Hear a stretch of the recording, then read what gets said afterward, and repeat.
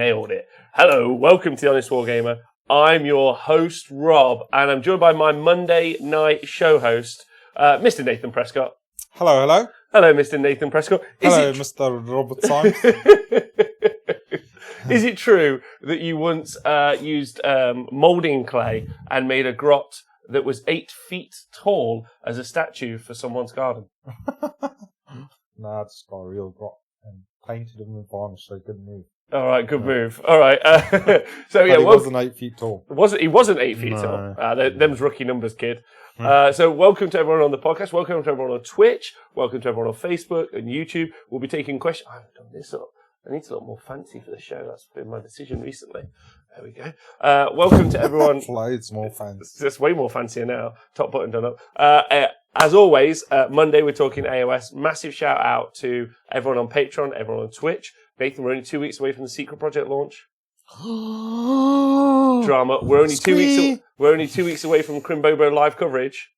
Oh, cool. That'd be cool. That's going to be cool. Only 2 weeks away from Dispossessed Dan being over here to do it with us. Fucking hell, that's crazy, yeah. That's going to be good. He's mad. He's fantastic. So I couldn't tell you I'm more excited. Also, if you guys are interested, I'll be on Doom and Darkness's channel, or possibly on the Heralds of War channel on the 22nd live on the 22nd of November. Is it 22nd? Yeah, I think it is. It's a Thursday. Yeah, I'll be live, and I'll be talking about the AOS Masters list from Australia. The Australian AOS Masters list. Australian AOS Masters. Nice. Yeah. Hello, Silo Wang. Hello, JP. Hi, Unicron John. Unicron John's drawing the gash. Unicron John, I don't mean to light a fire under here, but I got told earlier to poke you, so this is an official poke from the official Poke Master. He's been poked, Nathan. Pokey. Yeah. Right, I'm just going to tell some people that we're live on Twitter. Nath, how are you? I'm great. Yeah, good. Had a good, nice, relaxing weekend, so not bad for a Monday. Can't complain. Yeah. Jet's out, doing his thing, doing his jet thing. Good. Have you seen any exciting or interesting news online this week? Online? Yeah, about Warhammer. It's a Warhammer show. That's the. No, I don't. Online, I can't say I have. I've seen a few pretty armies on Twitter. People are putting pretty armies up. That AOS Shorts guy has made a spreadsheet. No. Yeah, he's made loads of spreadsheets. No, but he does like a featured army. He did a featured army of Velatron's Stormcast. He did. It looked very pretty. And they are, we've seen that in real life, haven't we? Yeah. And it's just, oh no. And live, Nathan, I got to tell you something now that's very sad, and we're going to raise our glasses. I know I've got a hot cappuccino and you have an energy drink, but let's raise a glass to Mr. Stanley, who unfortunately has just died. Oh. That's sad. Yeah. That's sad. But he's fucking smashed it, hasn't he? Like over his life. He's been in so many movies. Huh? He's been in so many movies. He's been in more. I don't know who won that race, Hugh Hefner or Stan Lee, but both of those boys have been in so much good stuff at the end of their lives. That. Oh wow. Wow. Yeah. So 95 it was. A glass of mead. There we go. Oh no, is the title not updated? It should have updated. Oh no, Nathan, the titles haven't updated. Oh no, what title are we aspiring to be under at the moment? The first turn. The first turn? No, the first turn debate. We're having the first turn debate, aren't we, today? Oh, that's sad about Stanley. That's just happened right now. Oh, I'm very sorry. Oh, he's going to miss the rest of the show. Huh? He'll miss the rest of the show. He did listen in. Yeah, so big shout out. Wow, shit, you're so athletic. What was your favourite DC movie then, Nate? Favourite DC? See, 1,000 nerds just screamed into their headset, "You dickhead!" No, what was your favourite Marvel movie? Favourite Marvel movie? Yeah. You know. Oh, you know which one. Don't say Ant-Man. Ant-Man's fucking awful. Ant-Man. Oh God.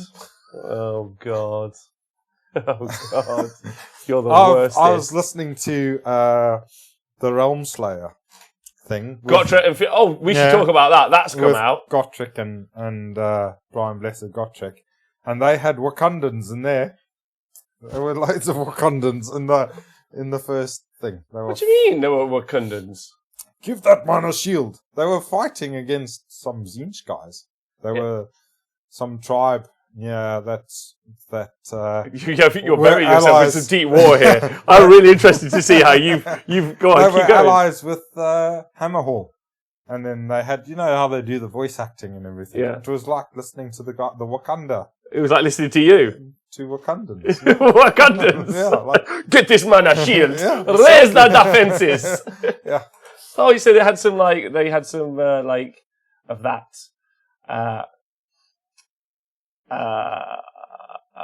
They had lion cloaks and Okay. it was proper, full on Wakanda. Full on Wakanda. Yeah. Okay, so Gotrek and Felix. And this is the one voiced by Brian Blessed, right? Yeah. You excited? Yeah. It's pretty good so far. Okay. Yeah. Have you seen also that Billy Piper and David Tennant, so the Doctor and his companion, are also going to be doing the Warhammer Adventure stories? Oh, They're going to be doing the voices for that. Yeah, I saw something about that. That's weird, isn't it? Like, no, it's not weird. I mean, it's great, but like either one of those two people doing the voiceovers would be great. Yeah. Them together, like the reforging of the Doctor Who cast, is odd. I'm like, that's. Do you know what I mean? It's like getting Riker and Picard back together. The other great love story of our time. Fair enough. Fucking nerd. Hi Asperon, welcome to the show. LLV. JPick, thought the same about the Wakandans, says JPick. Fellatron, what up, my Giggy Peeps? We just talked about you and your awesome army that was on the community site. Not the community site. Dan AOS Shorts. And the write-up he had there. Hi, Sinise. He is like a community site. So... Hello, computer. Yeah, Games Workshop clearly paying the big bucks now. Yeah, it makes sense, because what they're doing, effectively, not with Brian Blessed, I don't really know, unless there's a massive Flash Gordon fandom that I don't know anything about. Brian Blessed's in Flash Gordon, right? Yeah. So it makes loads of... It's a great marketing move. Just get two guys from a massive fandom, a guy and a girl from a massive fandom, and then get them to voice your fandom, and then bring them all over. That's smart as shit. That's some great work, Games Workshop. Good job. Oh, yeah. Brian Blessed voiced as Gotrek was so far so good. Yeah, I've enjoyed it. Who, Nath, a famous person who you would like to see voice the dispossessed, or a dispossessed character? A famous person being dispossessed, yeah. And that goes out to the Twitch chat as well, FYI. If we have Ninja from Diantford doing Bugman. Diantford are a South African electronic hip hop group. That would be mental. Fucking shoot them! Shoot them. Shoot them over there! You're not allowed around here. This is around here. This is not where we live. We're making our special brew. We are. Don't let them in here. This is not right, Yolandi. Yolandi. Bring the special brew. Get out all of the guns, Yolandi. Don't let them murder you. Why? What voice do you want to hear, and who do you want to hear? The voice who's of? got a great voice? I don't know his name. Hold on. I'm going to go find... oh, God, what's he in? What's it called? I mean, obviously, Billy Collins is a great dwarf character. He was in The Hobbit, wasn't he? He was great. He was one of the best dwarves there. Yeah. I'd like to see... let me make sure I get his name correct, because I sometimes fuck it up. Sam Elliott. Yeah? So Sam Elliott has played... he's in lots of different things. Okay. He's been in We Were Soldiers, Roadhouse. I think he was in Blade as the Whistler, maybe. Anyway, Sam Elliott, but I'd like to see him as a Free Guild General. That would be muchos grandos. Muchos grandios. I'd be well up for that. But also, I would like Ninja from Diane's Woods to be. Oh, I'd quite like Floki from you watch Vikings, don't you? Yeah. You know Floki. I'd like to see him as a Zinch Magister, like a beast man, being all weird and cunning. Yeah. That would be cool. It'd just be Jonathan though. It sounds like Jonathan, right? Oliver Reed would have been perfect for Bugman. Margaret Thatcher says to these. Bellatrix says, I love it when he delivered Shakespeare's lines for the BBC's commercial for England 2014 World Cup campaign with that music. It was so powerful. At the end of the Gottschalk book, there was an interview with Brian. Oh, I had to read that slowly as I was reading it out because I was like, I can't ruin the end of the story. And he was talking about his real life stuff imitating Gottschalk. Brian climbed Everest not long ago without oxygen and can bench 400 pounds. What the flip? Yeah, I think he really enjoyed it from the sounds of things, and I think it was quite funny to see on Twitter. He he's put a few shout outs that he's done it, and I think he's had more reaction to that than to a lot of his other work. So yeah, I think he's quite like. Well, I think it's the first time we've had like a big name. Like, outside of the authors that we already have, and some probably very professional voice actors who I don't really know because I haven't listened to enough, like, audio stuff. Like, I would absolutely be okay with Dan Carlin, who does his hardcore histories. I want him to do the backstory of AOS for a 40k. Yeah? That would be, I'd be sold on that. Dan Carlin's guide to the backstory of 40k would be riveting. The revisionist history of the Imperium. Like, it'd be awesome. But I'd be super sold on that. Anyway, Godfrey Rush has to be something, says LLV.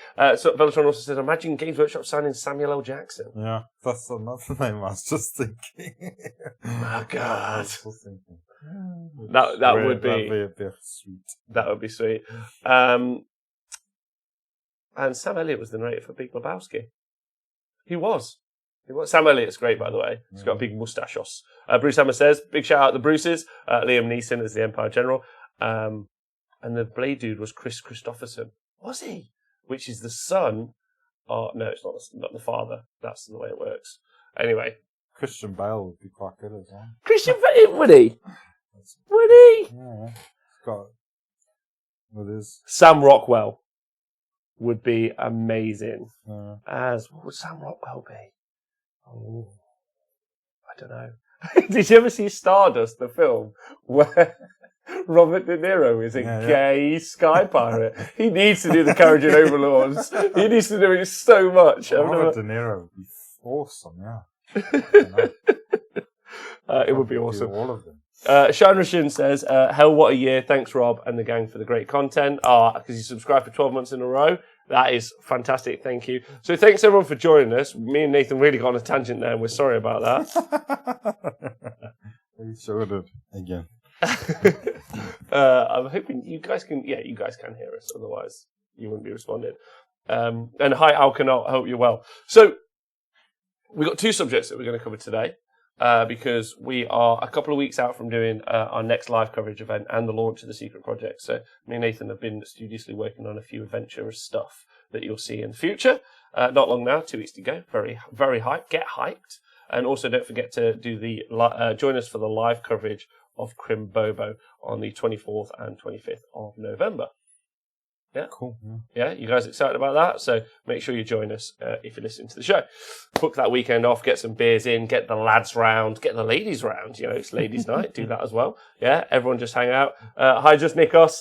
Pull up some chairs because you should get, I'm hoping, the very best live coverage you've ever seen of a Warhammer event to date in the whole world. And then that will be only surpassed when I go to CanCon. That's the plan.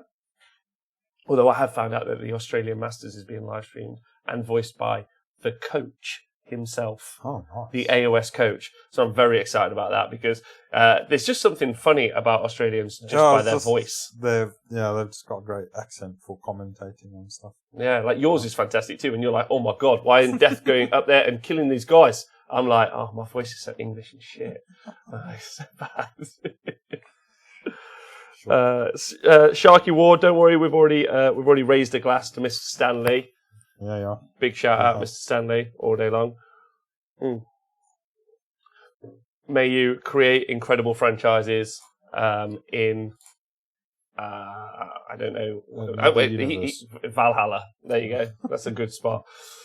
Right. So the two subjects that we'll be covering today have come up because of the stats that me and LRV did a show on earlier, mainly to Seraphon. So Nathan's played with Seraphon and against Seraphon for quite a few years. I've played with Seraphon for quite a few years. I think I might be the top Seraphon player in the UK currently, according to the rankings, but I don't know or care about those rankings. So we're going to have a discussion about that because they're not doing very well at tournaments. They have a 36% win rate. That's Iron Jaws. It's a bit higher than that. It's like 43. Yeah. 43% win rate. So they're not doing well at all. So what we're going to do is have a conversation about that. I've got some things to read out for some guys who I've been talking to, some like Seraphon players from around the world, and throwing their feedback in. So that's one of the chats. But before we have that chat, our first talk, the first turn debate, or more importantly, the first priority role debate, is something that me and Nathan have been kind of like hammering in or having a conversation about for a couple of months. Yeah. Hi, First Brain Squig. Hello, everyone, by the way. And then, yes, yeah, that's the plan. That's what we're going to talk about, right? Cool. Yeah. So we'll just get on with it. You happy with that? Yeah. Any shout outs you want to make? Hello, everyone. Yeah. Right. So the thing we're going to cover is it seems like most events are being played in the realms now. Yeah.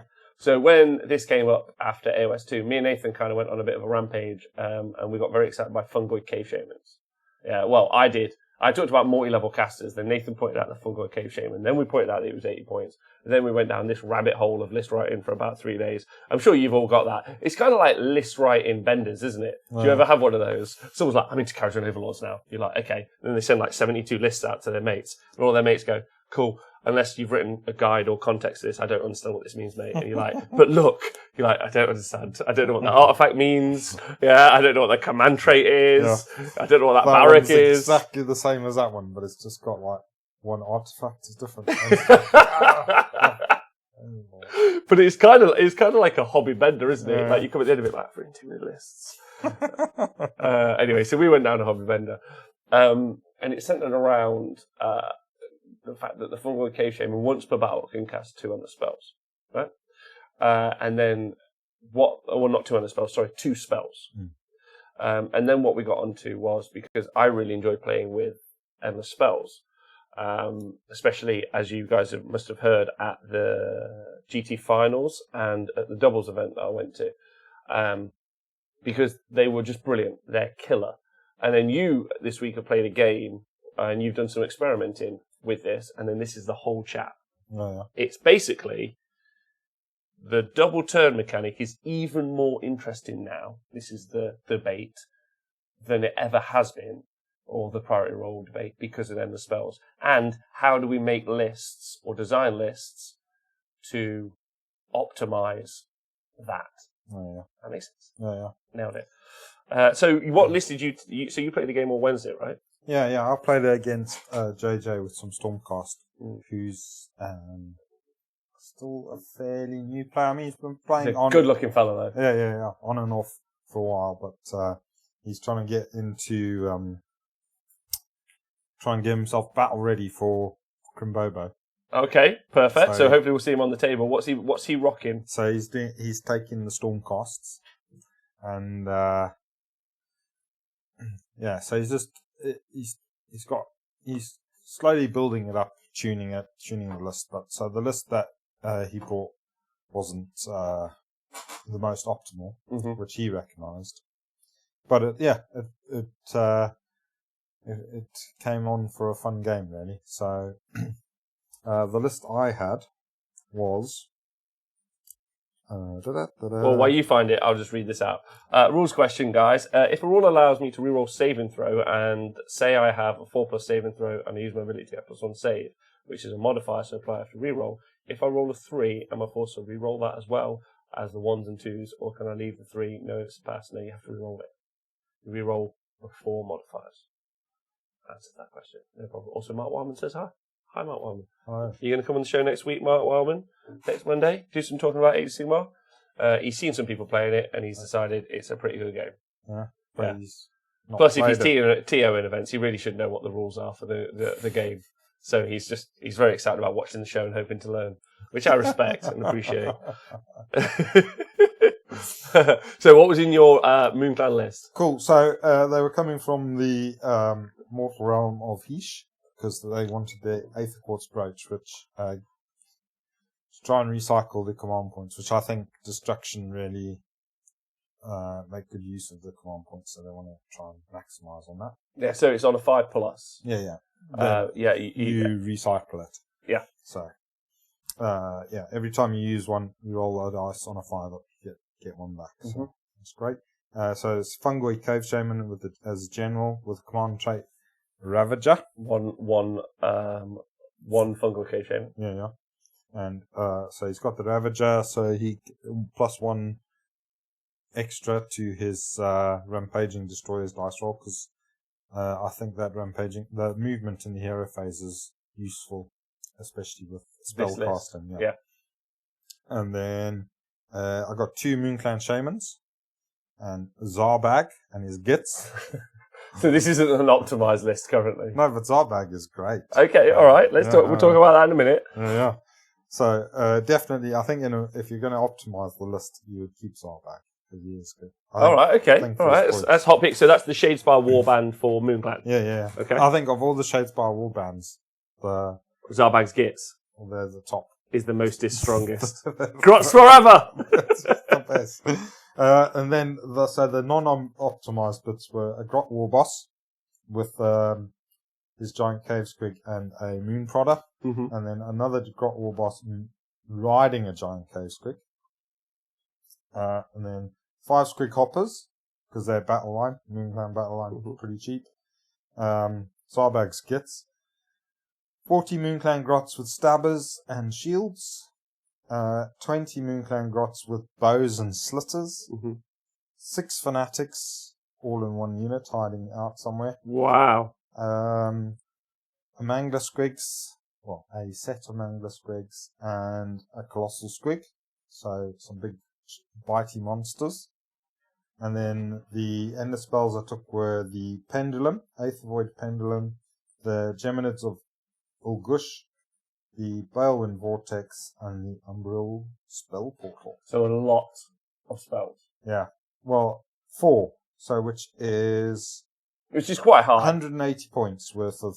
So my new list has actually got. So I'm trying this one out on Wednesday, and it's got 2, 4, 6, 8 in the spells, and they come up to 100, 200, 300 points of ender spells. Okay. So as a jump off, like when I read that, having looked at a lot of army lists for AOS 2 since its launch, I would say that one of the key elements that you see is obviously you see things like Geminids a lot, at Death Armies you see Spell Portal. You tend to see in Death Armies there are more endless spells than there are in other armies, but I rarely have seen more than 2 or 3, especially in like well-performing lists. I think a lot of people, so speaking to people that when they're doing their army list writing, so a lot of, like, some top players, they tend to put the ender spells in with, like, leftover points. Yeah.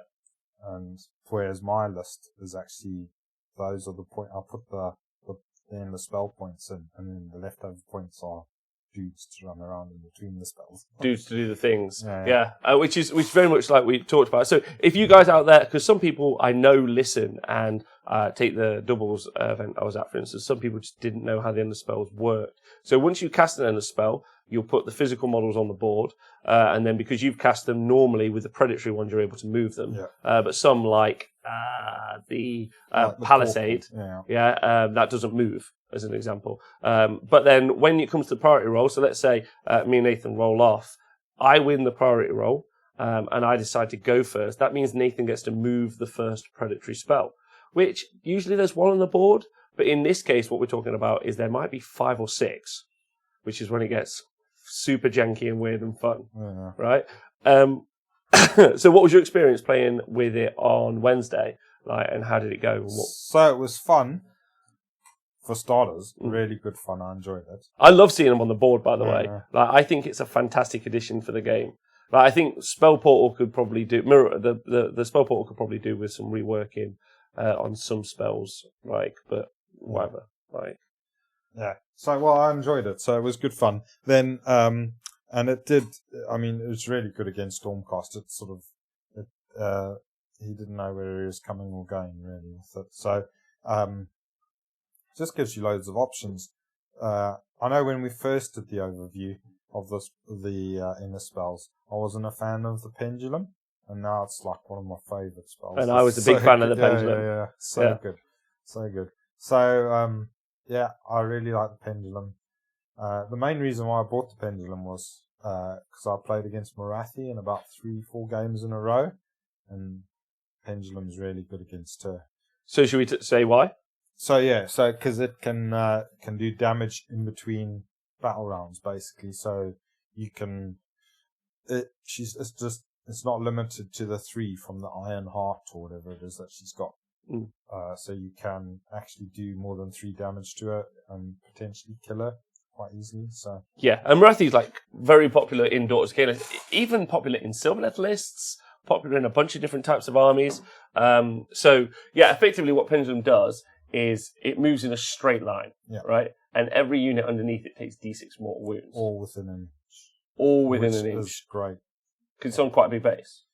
Yeah, it's on like a cavalry size base. But so the way I play it is when I cast it. So I always try and make so this is what we're saying is that if you're doing an endless spells list, it's always very lacquer if you're going the second half of the turn, because then all the movement will happen in the next. So you're in the driving seat, but in the back driving seat. You're driving from the rear. That's great. Wait, you're like a whipper man at the back of a group of men. Yeah. I don't know what you guys call that in Africa, Nate, but this group of people, you're at the back leading them. The boss. The boss. So yeah, because if you're doing it at the in the second half of the turn, then they're going to move immediately after you've played your turn, so that gives you extra control. Yeah, massive. Like, in case people aren't, so it would be first turn, I go, then Nathan's going. Yeah. Yeah. So that's what it means by second half. Yeah. So I go, I cast a load of magic, and it does some stuff. But then there's now another phase in between the turns where the magic does a load more stuff. So you're getting double goodness out of your stuff. Let's right. We're stopping the show here. That's what we're doing. Nathan will be writing an article soon, coming to the Honest Wargamer, and it will be called "Getting Double Goodness Out of Your Stuff and Other Clever Stuff and Things."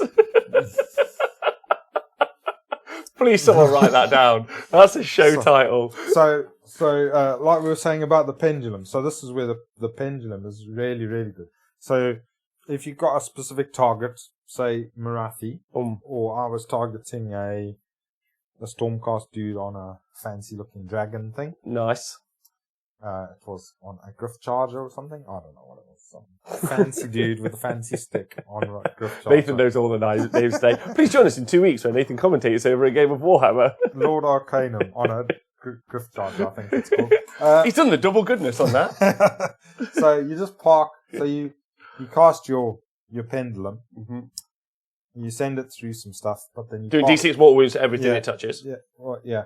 So it went through a unit of secretors, and then it just parked right next to the Lord Arcanum, but pointing at him. Yeah. So, but because it's within an inch at the end of the movement, so he gets chopped with the pendulum. D6 mortal wounds. And then the dudes that it flew over, they all get chopped. D6 mortal wounds. Then the turn roll happens and all of that goodness. And then the pendulum's got to move. So even if you move something else, he's got to move the pendulum. He's still got to move it either through the dude or just leave it 1 inch still next to the dude. So he still takes the damage. So he still takes the extra damage. So you're getting like a double goodness out of it. I was not expecting double goodness as a phrase, but I can imagine people now casting their pendulum and they roll the dice, and then someone goes, "What's happening there?" He goes, "Double goodness." I'm getting some double goodness here. This is so much double goodness you don't even know. So the concept is really, because I haven't seen this list, unless anyone else has put it out there. The concept is that so often let's go back a step first, and then let's pose the problem. Yeah. So the problem in Age of Sigmar, or the great bit about Age of Sigmar, it doesn't matter how you view it. The facts are, you and me would play a game, and if we go into a competitive tournament, depending on, so if I was to take Sylvaneth, I will probably take a 1-drop list. Number one, I want to put my Sylvaneth Wildwoods out. Number two, it's got incredibly inclusive battalions that are awesome. They're kind of like this communist rodeo of Age of Sigmar, aren't they? Super inclusive all day long. Yeah. Or I can take something like Daughters of Cain, where you can't put everything in a list. So Daughters of Cain can't do a 1-drop. Can't do 1-drop with their army book. Or if we go to things like current Moonclan armies, because there's no army book yet, no battle tome, sorry, or Gutbusters, or a bunch of other things, you aren't able to build a 1-drop army. So the issue becomes, if I want to play an army or a battle tome that doesn't necessarily give me the ability to take a 1-drop, should I even bother? And then this is something I've talked about, so we'll have this quick talk.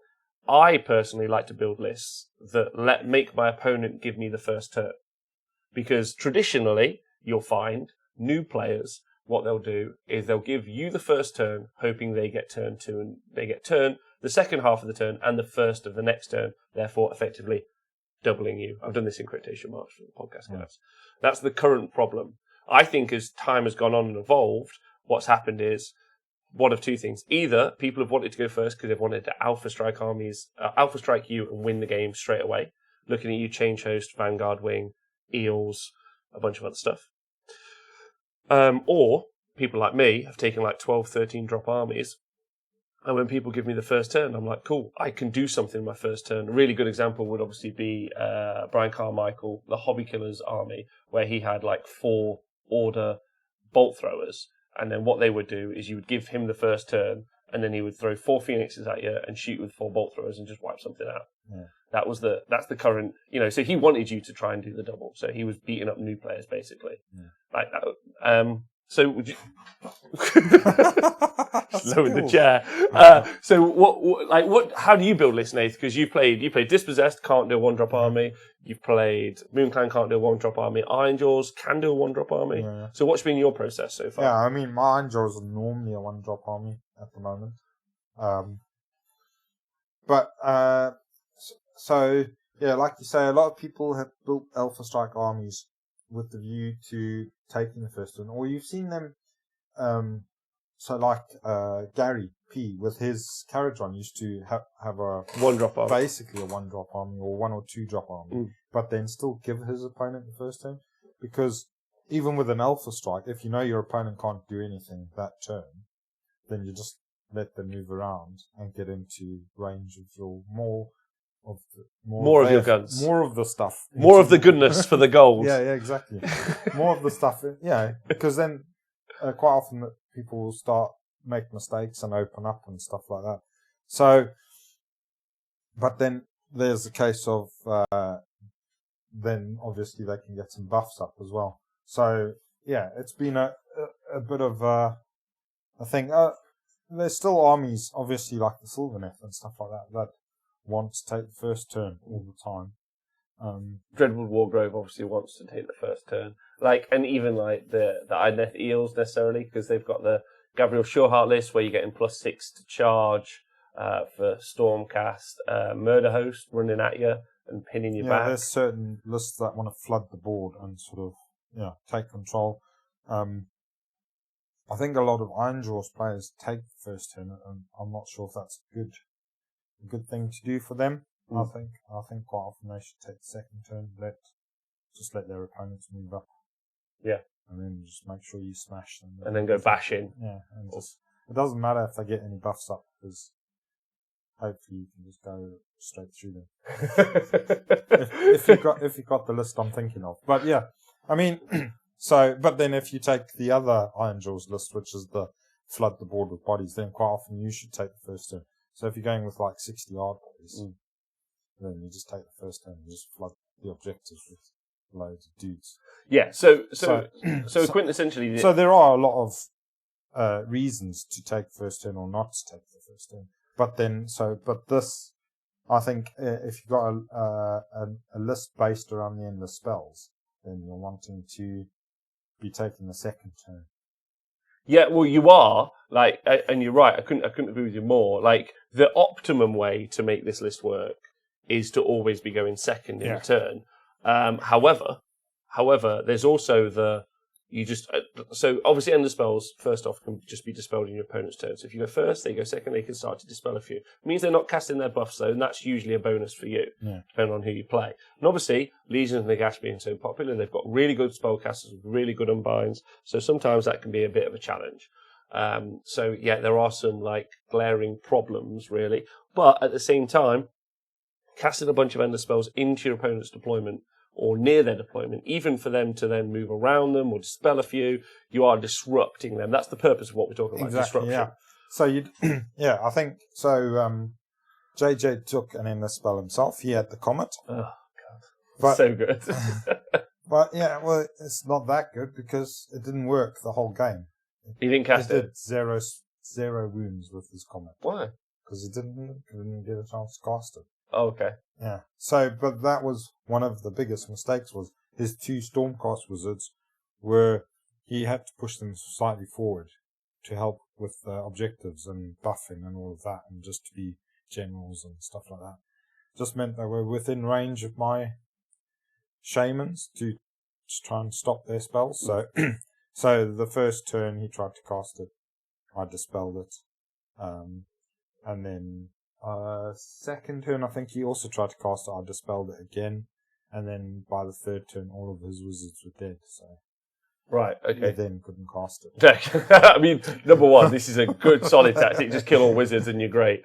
Also, Nick's just saying that. So when he won one of the heats with his squigs, great a result. Also got best sports at the same time. It's a pretty solid result in my opinion. Yeah. He had 27 drops in his list that did well. So he was never getting to choose who went first. Also, Carrier Nerd 210 has subscribed and also donated 100 bits to the show. So thank you, nice. Carrier Nerd.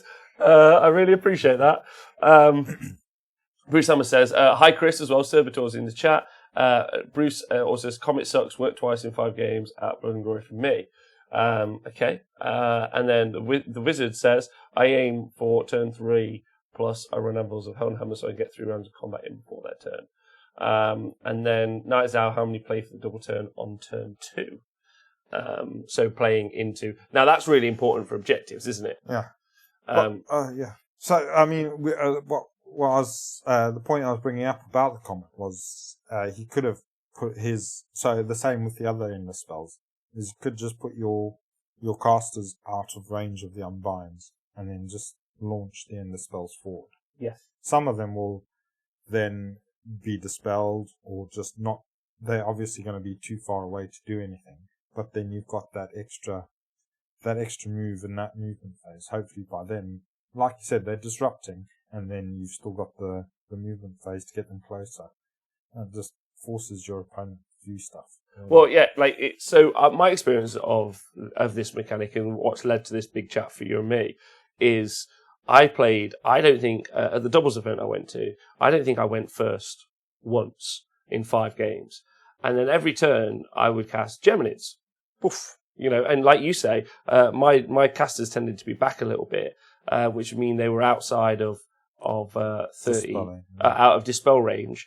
So I'd throw Geminids forward, and then we'd lose priority turn 2 all the time. And then that would mean I would do 2d3 mortal wounds into my opponent, and I make a unit -1 to hit and -1 attack. Now, in any other situation, if I was to say to you, and I already know your response, but we'll just go through the process. I'd be like, you can just make your opponent -1 to hit as soon as they win the priority roll. You'd be like, yeah, I'll take that. Yeah. And then -1 attack on another, you'd be like, I'll take that. Like, it's so fucking good, especially when you don't have to assign it to a unit. Like, I don't have to give like regrowth for Sylvaneth, I don't have to give it. I have to give it to a particular caster. Yeah. Endless spell, any caster on the board. So if I've got a couple spread out, I'm choosing where I'm putting whichever spell I need. And I found it game changing. Like we won all of those games because of that mechanic, in my opinion. And it was just devastating. And we've talked about this before.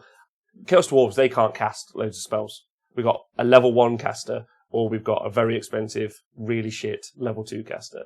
But a Fungoid Cave Shaman, once per battle, can cast 2 spells, and you get to re-roll the casting value, right? On that turn where he's casting 2 spells. But I mean, so my guy ended up on a Balewind Vortex. So I was doing what's called a Spornado. Who invented the Spornado? I think you did. Oh, okay. Oh, okay. We'll say I thought that was. I don't think. No, I don't. That's the first time I've heard it. So please tell me more about the Spornado. So the Spornado is basically he's got a spell which is cast on a 7 of all things. So it's a really good spell. Yeah. Yeah. And all it does is you cast it on a 7, and it affects all units within D6 inches take D3 mortal wounds. So when this first came out, everybody was like losing their mind because it's such a good spell. Yeah, it's like the Croaknado, but only for incredibly short people, yeah, who are really close to the enemy. Yeah, so you got to be like in amongst the enemy. There's a similar spell for Sylvaneth. Yeah, but their one has got a bit more range to it. Yeah, well, you can. There are some in Sylvaneth book spell abilities to increase the range. And then obviously you can then do more things. But yeah, sorry. But this one, so obviously the Goblin one, you've got a 4-wound hero, and he's got to go piling into the enemy to try and release his spores to do some damage. Yeah. But obviously now with the endless spells, you can use a portal, and I was combining that with a Balewind Vortex as well. So that adds 6 inches to it, so it's D6 plus 6, and then putting it through a portal, so it's affecting quite a big bubble. So it's like a mini Croaknado. Yeah, or a comet. Or a comet, yeah, or a comet. So, but obviously then it relies on you casting 3 spells to get it off. And it's cast on a 7. So, it's tougher than a comet. But that's why the Fungoid Cave Shaman is so good, right? Yeah. But then, and it's got, but then also you get other utility because then the Balewind Vortex gives you that extra spell. So on the one turn you end up with 3 spells and all of this. So it's pretty good. And yeah, so again, I didn't get a chance to get it off during the game. But the threat of it, so the first turn I did cast it. I think I cast it on a 13 or something like that. And he was like, "Oh, I'm going to use my incant or dispel spell." Oh, the auto dispel. Yeah. Just like stop that happening because it sounds scary. He's correct. And then I tried to cast it a couple more times and couldn't roll the 7 because I didn't have the reroll at that time. But yeah, but then I had other utility from being on the thing like cost, long range arcane bolts and stuff like that. So still pretty good. Or the realm spells. We were in the realm of fire, so I could have cast fireballs and stuff like that as well. So yeah, this is where it gets really clever because obviously with the realm spells, like and playing in the realms, another thing a lot of people don't remember is that most of the endless spells are empowered when you play in a certain realm. Yeah. So you get other little benefits out of it. So obviously you can only put 1 spell through the portal, but then you've still got this plus 6, so you're now casting stuff that's normally at 18 is now at 24. So it's pretty sweet. I do like the combination. We'll see what else happens. It's great. But the pendulum. So because then he was stopping the Spornado going off, then it just meant that the pendulum was happening, and that's where that actually did the damage. But the threat of the Spornado is what helped that. I mean, that's true in every country, I think. Anytime a Spornado, it's a health warning in any country, a good old Spornado. So yeah, that was fun. And then obviously they've got their base spells as well. Curse the Bad Moon's quite fun. And Zarbag didn't get to do his special Bad Moon face, but one of his face of the Bad Moon or whatever it's called. This spell. Yeah. But one day that's going to happen. So the concept is, if you guys are just joining us, is that endless spells effectively. We haven't really seen anyone make like a janky list based around the endless spells, especially because I think what's really key is the priority roll can become like daunting. Like almost everyone wants to take the priority roll. I try to play so that if I don't get the priority roll, I'm not too fussed. Yeah, like I mean, yeah. If you watch on various streams and stuff like that, where you've seen like top tables, and towards the end of the tournament, you see like top players playing each other. You'll see a lot of those games. They keep giving their opponents the turn, and I think they are obviously playing to be playing to that, so playing to be going second all the time, so that when the time comes and you are just where everything's lined up perfectly, and if you get the chance for the double turn, then you take it because you know that's it. The game will finish there and then. It's especially important when it comes to objective, like the scenarios. I would say that probably the most important priority roll is between turn 2 and turn 3, because obviously we have like an odd number of there's always 5 round battle rounds. So what usually tends to happen is let's say I score big on my first turn and you score little. Then we switch it around for turn 2, you score big and I score little. Yeah. Then the priority roll into next. It's whoever's like got the beat down. I think that's the phrase.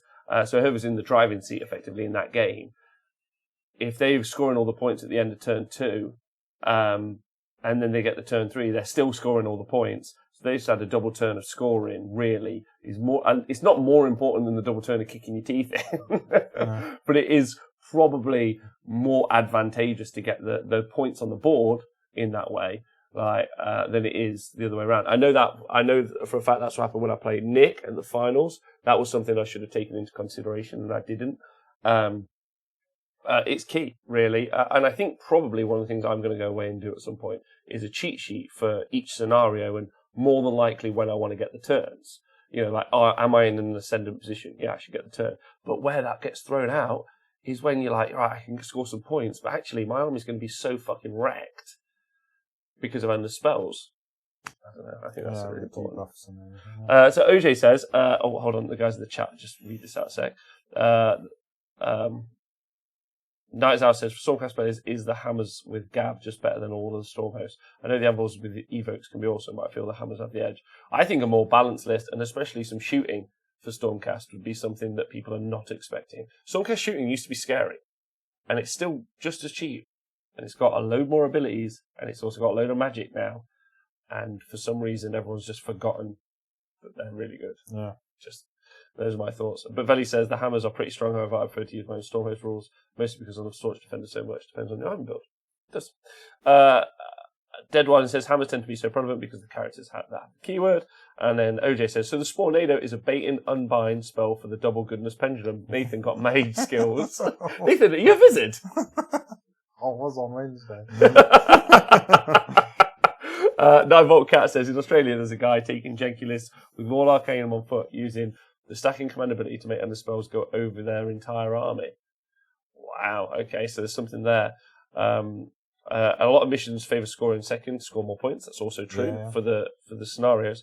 And Deadwine says, I kind of like the opponent having the choice of first turn. More decisions they have to make, the higher the chance of mistake. And as the world's #1 Eldritch Council player, unofficially, I need the help, he says. The Wizard of Wednesday, fall on BBC. The Wednesday Wizard, that's your new name. I'm talking about Nathan Prescott, the Wednesday Wizard. So, what spells are good for this janky build? I think. Oh, Veli! Oh, thanks. Valentron has donated 1,000 bits to the show, and he Wow. also says Jet forever. Yeah, Jet. Yeah, Jet. You're Jet. Hi, Rallion. Sorry I missed you while I was in the UK. That's not a problem, brother. Would have liked to say hello. I at least got to say hi to your better half. Warhammer TV Dan. It's actually not my better half. He's just my much more well-fed half. That's the nicest way to say that. He's stocky. That's what some people call him. They call him stocky. Relian, we're sad to miss you too, brother, but we're going to be over at Adepticon. It's okay to say that now. Thanks to the generosity of some individuals in the stream. Nathan Prescott, the Wizard of Wednesday. Yeah. And me, unfortunately, will be at Adepticon, attending and playing some Warhammer. You pumped, Nave? Yeah, definitely. Fuck yeah. WarDolliesInternational.com. Anyway, what spells are good? Veli, thank you so much, by the way. Velotron, massive support of the show. I'm really excited. Velotron knows a little bit about the secret project coming out in 2 weeks. I think he's going to like it. Cool. So, yeah. Also, there was only Joe is here. There is only Joe. Mediocre Joe. Mediocre Joe, one of the most gorgeous men with the greatest hair in all of Age of Sigmar. Go on, Nath. Geminids. I think it's still one of the best spells. Really. Hands down. Really great. Yeah. I think Geminids is solid because it's just so cheap, right? Yeah. And it does so much. Like a -1 to hit on a unit, -1 attack on a unit, 2d3 mortal wounds is good when I go second. Like, I'll take that straight off the bat. If I'm charging that unit, I want that unit to be -1 to hit. If I'm attacking that unit again, I want that to have +1 attack. No dramas. Where it gets amazing, and it's just double goodness, it's when I get a party roll. Like, they get the party roll, they're like, I'll take the turn. And I'm like, that's fine. And then I go, -1 to hit, -1 attack. And they're like, because that basically tips the balance for most armies. And you normally, like, so in my game, I was bouncing around. He had Gabriel Shawheart and some other, and an Encanter and stuff like that. I was bouncing in Geminids around in there. Killed those characters after a couple of turns. You're because just swinging your balls all through his Stormcast. Yeah, that's just great. That's just, it's just, the mortal wounds can do damage to little heroes, the little buffing pieces, and obviously the debuffs are just great. Really good. So, really solid. I think Geminids is just a solid for me. Also, just want to shout out to Scar Bloodwrath, who has just joined the show. He's a subscriber now. That's quite scary, though, because he's an incredibly scary character in Age of Sigmar. Yeah, let's not get him too angry. But the thing is, so some people will say the thing they don't like about Geminids is if your opponent then uses them against you. But more often, so the thing I find with Geminids is more often than not, they go through your opponent's lines. So if your opponent then wants to use them against your units, he's got to send them back through his lines to get to you. Yeah. So you can also, so what's great is how far you can cast it and then it moves. Yeah. So I think it's 18.8. Yeah. Something like that. Yeah, so it's 26 inches. So you've got massive range realistically. Yeah, it might be 14, I think it's 24. Okay. It's I think it's 24. So, but where it's key, and I think this is for pivotal, I'm in control of my own movement phase. Yeah. Like if I've made my unit be within 8 inches of those Geminids, I've fucked that up. Yeah, exactly. Like that's why you can play for that losing that second priority roll almost purposefully. Yeah. It's just like, okay, yeah, cool. Your turn. Yeah, and then make sure if he decides to give you the turn so that he can move the Geminids, well, then they're in a place where they're not going to do anything to you anyway. Yeah, because you've organised it. Yeah. So then you just dispel them and cast them again, straight through his lines. He's giving you the turn. So either way, he's going to get a couple of balls running around his arm. It's going to be a ballsy move. Yeah. But then I think the key with a list like this, because if I was playing, like, -1 to hit's massive. If I had, I'd take a good example with my Chaos Dwarves, my Kadai. They don't like -1 to hit. Like, if I've got to get -1 to hit, I'm just basically not going to send them anywhere that turn. I think my Kadai would probably struggle to kill Grots just because of the netters.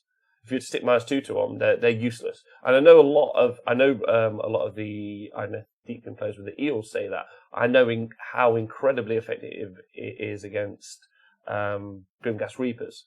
Like, if you send a single model into Grimgas Reapers that have got -1 to hit, that single model will last forever because they don't get rerolls. Now they're hitting on 5s. It's a ton of attacks, but they don't. Like, I've sent Bull Central Turrets, who's got a natural -1 to hit as well, so they're -2, and he's just stood there for a game, just being like, "Fucking spooky ghosts, piss off! Yeah, I don't want to fight you no more." Right? And they've done nothing back to him. Like, it's been hilarious.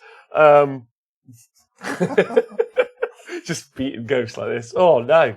So, yeah, -1 to hit is great, especially but at the but moment. a lot of armies can stack it, so they're having -2. Yeah, quite easily. So yes, but what I'm trying to say is I don't think Geminids would be enough if I was in a commanding position in the game to make me worry. What I'm saying is how many do we need to do? Like, where can we go up to? So, I think Geminids is number one. Geminids is number one. Pendulum is really, really good because you can position it and your opponent can't do anything about it. So if you've got 2 on the board, you move the Geminids. Your opponent's now got to move the Pendulum, but we already know which way it's going and where it is. So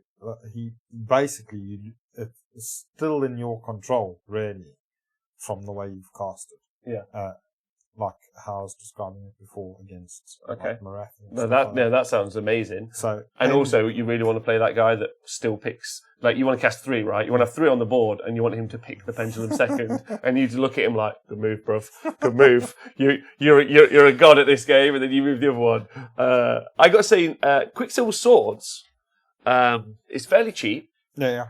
And the key for Quicksilver Swords, in my opinion, is that its range is massive. Yeah. It goes really far, really fast, and I think that's pretty killer. Yeah. Quicksilver Swords is great. Burning Head is still pretty sweet, although that one you still tend to use closer to you. So that is one that you can use closer to what your fancy's fighting. So if my Colossal Squig is going to go and fight a unit of Secretors, then I might put a Burning Head through them and just leave but leave it close by, so the Colossal then gets the buff, the Burning Head buff. The reroll ones to hit. As it goes into that unit. No, I think that's I think that's just massive, realistically. Burning Head's like an unsung hero, and I don't see it in a lot of lists. If you had something like, I'm trying to think of something that's like, that needs a reroll ones, that doesn't mind about getting wounded. But, like, if you've got a Horde army, let's say, you don't really care about taking D3 mortal wounds from Burning Head. But the reroll ones, like, I'm thinking of it near Ballistas. For Stormcast. Or near, like the Reapers. Yeah, give them reroll ones. A unit of them. Well, the Reapers get rerolls to hit if you've got 5 more models. Yeah, but if they're like fighting a single character model, or a monster or something like that, give them a Burning Head to help them out. Yeah. Nikos says, have you guys ever used the balls and the Burning Head together? Not yet. But when we go over to America, here's hoping. The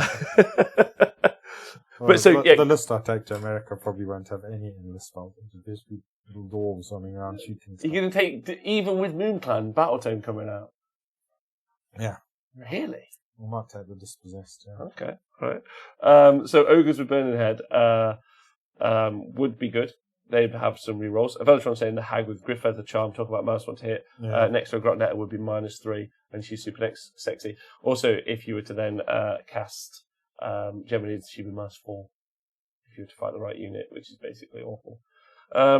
So Quicksilver Sword's really fast. Yep. Geminids because it does mortal wounds. Pendulum because it fucks up with their deployment. I got to say, vote for Soulsare Shackles because it's so cheap. Yeah. And because it's just, like, daunting. Also, if you cast 4 endless spells, they're like, okay, I want to get rid of Geminids. They can only get rid of 1, can't they? So. Well, it depends how many casters they got. Can't you only dispel 1 in the spell? No, no. You can dispel them all if you've got enough dispels. Hmm? Yeah. Wait, are we wrong? Is that wrong? Mazva says, Portal is also just insane with any bubble spell or Hand of Dust. Yeah. Obviously, Hand of Dust and the Portal spell is It was pretty good. But yeah, I like it with the moon band shamans. Yeah. Spornado, all curse the bad moon. Spornado all day. C Black says mirrors with 1950 points. Questers, thanks for subscribing. There's loads of people subscribing today. It's awesome. Those are newbies. Thanks, bruvs. Welcome to the show. Mirrors with 1950 points. Nagash Alchemist giving a 3100 us. It's fairly tasty for turn 1 shenanigans. It is, but it's not really the focus of what we're trying to talk about. That's specifically Nagash and all of the endless spells. What we're talking about, which is what you commonly see, because he can cast lots of spells.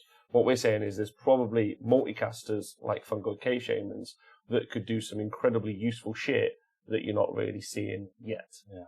That's, I think, Morning Rage Out and Zen Minis. Heywo, big shout out. Also, if you guys ever get the chance, you go check out Heywo on either Twitch or YouTube. Ogre's already reroll once hit unless you main Ogre keyword rather than Battleline Unit. Oh, nice. Gutbusters did well over in a New York event, by the way. The Boys GT. Yeah. They came 20th. Gutbusters. Okay. Yeah, they did quite well. They did quite well at Slaughter. Yeah, they did, yeah. Well, I mean, that was AOS 1. Yeah, but, I don't think they've changed that much. I think they got some decent wizards. I think they're decent enough. But, yeah. Jelly Pie says the best endless spell is Nikos the Child Beater. 26 mortal wounds if you're a girl child, and bring 120 orcs. That's in reference to Nikos's new claim to fame as being a kid puncher at events. Right, so let's go through the spells. Obviously, we know Spell Portal's good. Yeah. But it's expensive, and you need access to an AoE spell, realistically, or Hand of Dust. Sure, right, but we're going past like easy to play moves. Yeah. This isn't Snap. Yeah, I liked using the Spell Portal, and I'm going to try and use it again. Yeah, Definitely. all right, cool. Yeah. Obviously, a Death Army could do this really well. You know, they could take Arcan, so he could use his command ability, so he gets plus 6 inches to all the spell casting. That's massive. And you could take a bunch of like Necromancers, let's say, although they don't get the rerolls. I really like the Zangor Shaman, be it on disc, or maybe not on disc, even the guy on foot, but I think the disc is free. And he gets a once per battle ability to cast another spell and gets to reroll the dice for that casting value. So probably if I take the and belt, he's got fake dice as well. So. Well, yeah, if you take him in, if you did a Disciples of Tzeentch list with this, the ability to, I mean, they've got access to some spellcasting shenanigans anyway. I think there's a Tzeentch version of this list as well. Oh, yeah. Tzeentch, yeah, definitely. And it would be quite a fun Tzeentch list if such a thing is possible. It would be fun. It would be fun. So we've talked about Quicksilver Swords is really solid. Soulslayer Shackles, that's what we're on. What do you think about that as a choice for this? Yeah, I think they're really good for their points, definitely. Yeah. And there's certain things that they're just horrible against. So like big monsters that can't fly, you can just trap them in place and stuff. Well, there's like that. Yeah. So there's either the physical mechanic of putting the bases around a model that can't fly, so it can't move, a monster, actually physically shackling it, or there's just spreading out as wide as possible because it's pretty. So you can have them 6 inches apart, the shackles, and then you measure from 6 inches radius. So 6, 18. So there's an 18-inch bubble of fishing for doing mortal wounds on a 6. That happens in your movement phase, and their movement phase. A lot of people don't really pick up on that. So if in the first turn I cast it into your army, I then have my movement phase. Well, at the start, I then roll a bunch of dice and fish for a bunch of 6s. Now, it might not sound that effective, but if I'm doing it for 10 units, I'm going to do D3 mortal wounds. And then in their next turn, they have to dispel it. Otherwise, they're going to be half movement. And most people don't like being half movement in Age of Sigmar. And I'd quite like doing it. I think that's the number one spell, because I think when you've got all the other spells that you've got lined up that you could cast, and you want to try and bait out the auto dispel, it's the one they probably want to least dispel, because it does the least really. But it's just going to piss you off the most if you don't dispel it. Yeah, exactly. So... Aspron says, I like Palisade. Used to block lanes and making units have to go around can be massive. Even if it only adds a couple of inches to the charge, it can make the difference. But obviously your opponent can dispel it. But if they don't have a wizard within range, that's huge too. And again, reason for taking a bunch of casters. Yeah. So you got any other picks?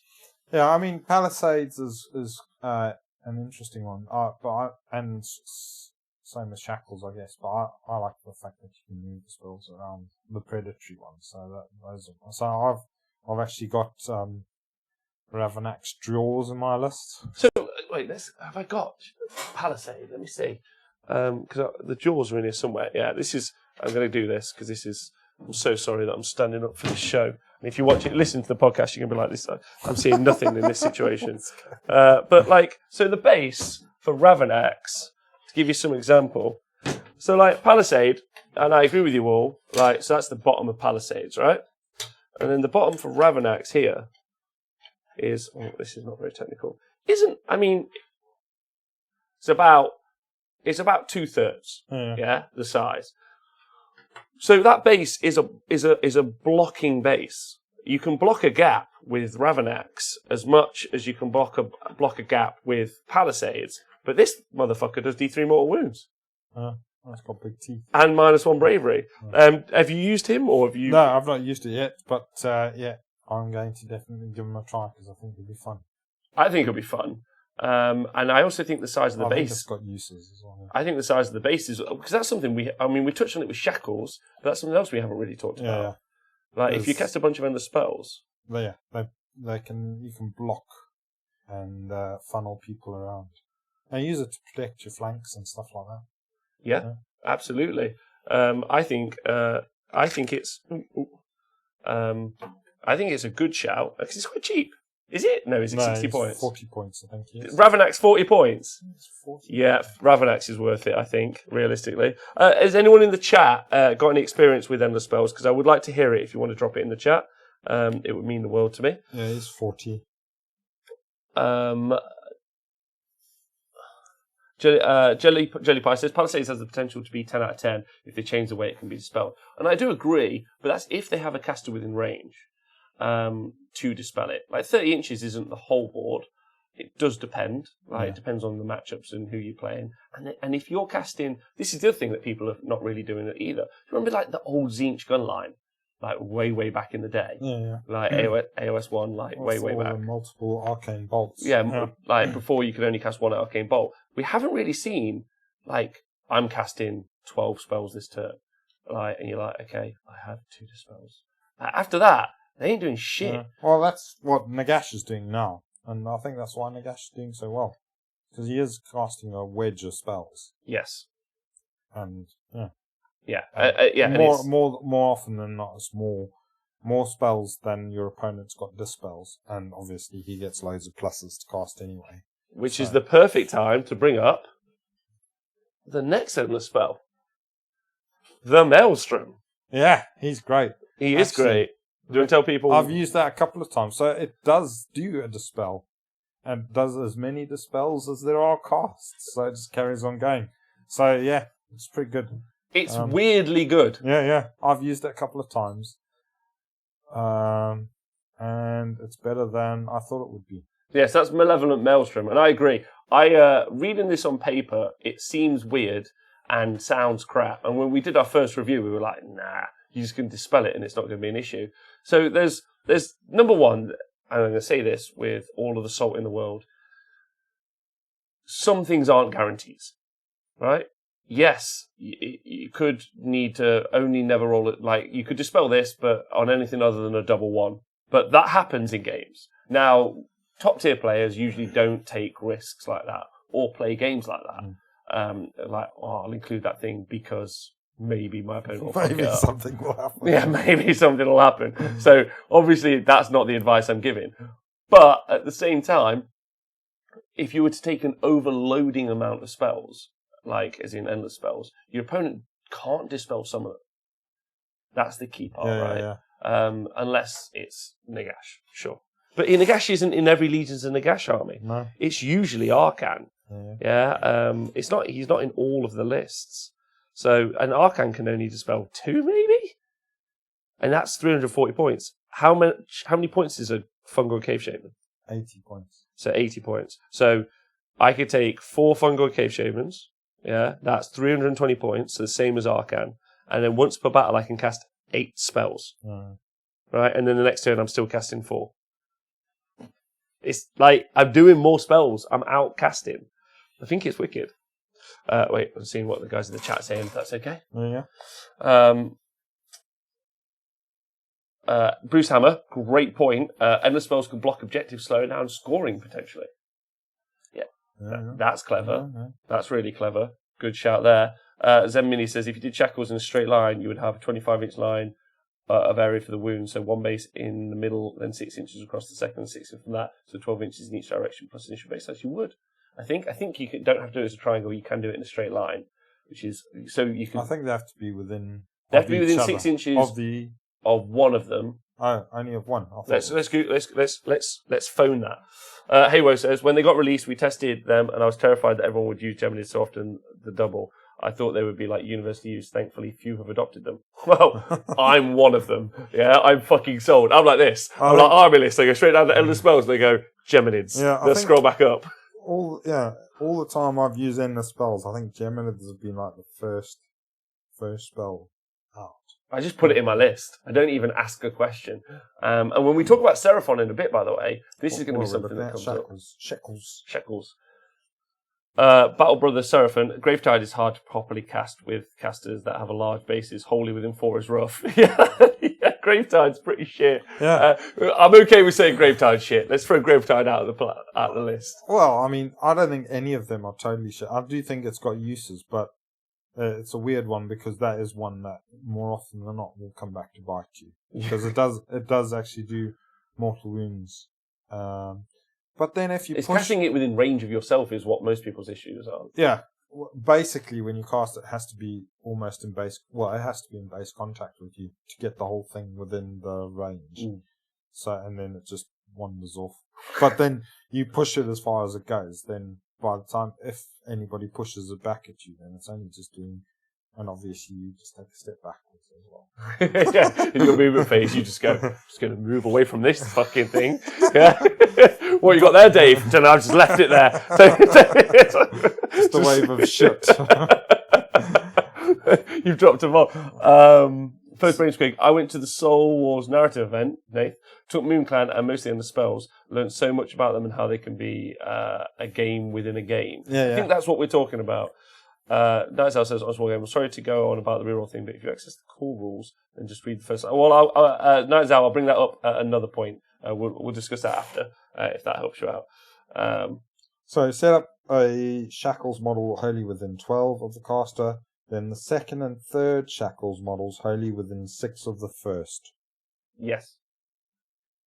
Okay, yeah. So the second one has to be, but then the third one can be within 6 inches of the second. Yeah, so yeah. So yeah, you could like we're saying. Wholly within 6 of the first one. So the first one goes down, and the other 2 can go 6 directly either way, either side. Yeah. So yeah, that's fine. You can kind of make quite a big line if you want to, especially if your opponent's running at you, putting them around objectives.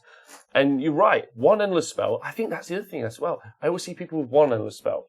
And you're like, and your opponent's like, I'll just spell that. But if you got 3, it's like, it's a lot of dispels. Yeah, it was in the game. So I had 4 on the table most of the time. Well, pretty much all the game. I had 4 on the table, and I think my opponent just felt a little bit overwhelmed by all the stuff that was going on. And how key is that as a tactic as well? Like, every gamer will tell you, like, if you can throw your opponent's thinking off, like, if you, like, that's the, so I played Lovely Gentleman with Godrak at the doubles, and I explained to him that, obviously, the allegiance ability for Legion of Asgore is if you've got the fly keyword and you move over 6 inches in the movement phase, I roll a dice. On a 4+, you take a mortal wound. On a 6+, you take D3. And because of that, he didn't move more than his Maw Crusher more than 5.9 inches for the entire turn it was alive. Yeah, he was like, and he could have got a charge off. He could have moved it the whole way, done a charge.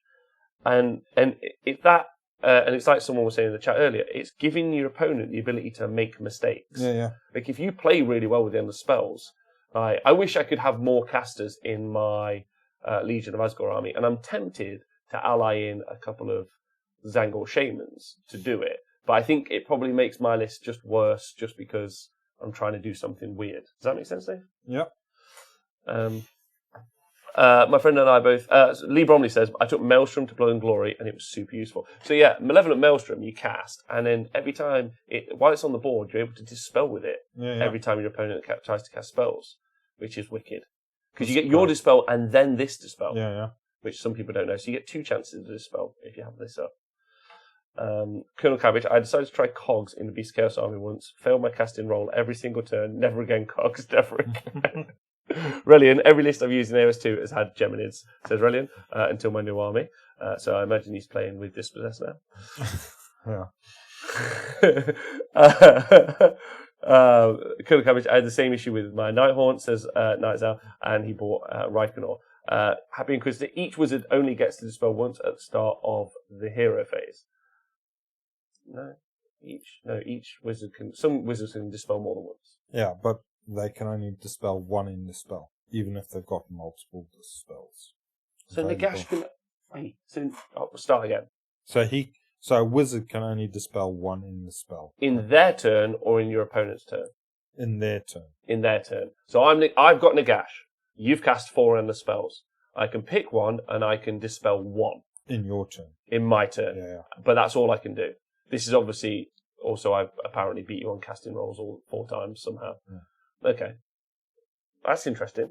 I think that's really interesting. So, you would have to have, if you could cast 4 endless spells, for instance, like let's say we're maxed out on shamans for Gruts. Yeah. We'd be looking at 500 points, then probably another 200 points for endless spells, maybe. But your opponent in their turn is only going to be able to dispel 1 of them per caster. Yeah. It's pretty good. Yeah. Pretty good. Yeah, and obviously that'll then eat up their spell casting abilities. Also, did you happen to catch Chris on Tuesday when we did the hobby hangout? No. So Chris is a really cool dude, and he paints really, really well. And he's part of the Cult of Paint, or he's like big fans of the Cult of Paint. So he was on here painting some Space Wolves. Yeah. And Chris is really strong over short distances. He's he's built for comfort, not for speed. I don't really know how to put it, apart from he looks like a dispossessed. That's how I'd put him. Yeah. And he currently only plays 40k, but he does say he's interested in AOS, and he wants to play the Chris Possessed. Oh, cool. So maybe you could give us some advice. Yeah. Yeah, the Chris Possessed.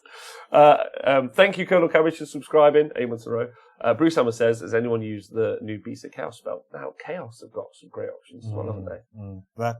That bull thing of the beasts is just good. Really, really good. Really. Have you played against it yet? No. Yeah, but it's really good. No, I've not played against the Beasts of Chaos. And I've not seen that many of them. I thought there would be loads more than... What, Beast of Chaos? Yeah. I just think they're being painted up. I think we just got to wait our time and we'll see I them. think they're really good. I think about really, 4 months. Really good. So what are we in now? So Sheffield Slaughter, CanCon. So I think CanCon, Sheffield Slaughter, will see a podium from the Beast of Chaos, realistically. So about 4 months. Just give some people some time. And depending what happens with the Moonclan book, because the Moonclan book might be bananas good. Which it's going to be, because it's going to have Grots in, right? No questions. So thank you very much. That's good clarity also on dispelling the endless spells as well. That's some good clarity, I think. Because that's the problem, is that the rules are all over the fucking place. So I think the rules for the dispelling and all of that is in the malign sorcery. Yes. So each wizard can only cast an endless spell. Not the malign portraits. Right. So each wizard can only cast 1 endless spell a turn, even if they can cast 8 spells. In your turn, you can dispel endless spells that you see on the board, but each wizard can only attempt one unbind on each endless spell it can see. No, it can only attempt 1 unbind on an endless spell.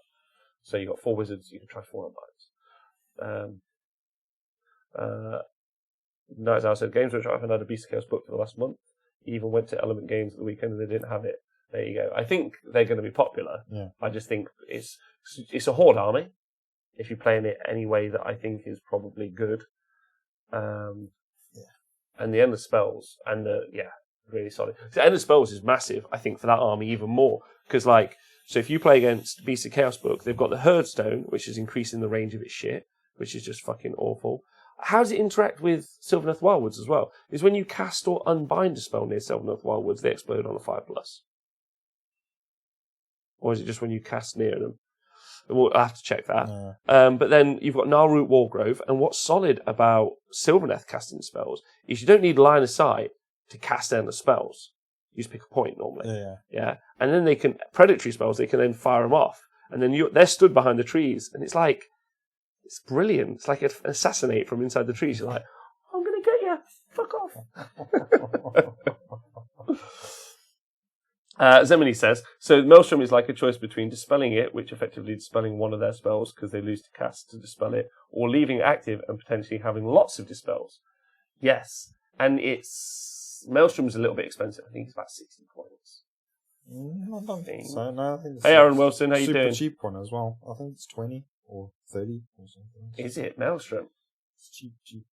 Dan HGW, thanks for following us. Dan on this Wargamer. Someone just HD jubbled, dude. I can't fucking speak English. Hi, Bill Suze. Maelstrom is 20. That's not Bill Souza, the best FEC player in the world. That can't be. Do you know Bill Souza, Nathan? Has gone 5-0 with Flesh Eater Courts. Then gave the list to his friend, and who's gone 5-0 with Flesh Eater Courts. With the same list. And then, just at the Boys GT, came 9th with Flesh Eater Courts. Making his way through the mortal round. Yeah, making me look like a complete twat when I said that you couldn't even win one game with the Flesh Eater Courts. So, the one and only, in the chat, Bill Suze. Hopefully we're going to get to interview him soon. We really want to talk to him about... I think Flesh Eater's great. I mean, like... Luke Whitehead did well with that. So. Yeah. Master, thanks for following us. He did. I don't know, Nate. I just make some... The thing is, then I get to be wrong. Then we all get to laugh at me and we get to have fun. Yeah. Or if I make enough predictions, like I've just made a prediction. Right. Some of them are right. Yeah. it's like an Uzi of predictions. Throw enough shit, some of it will stick.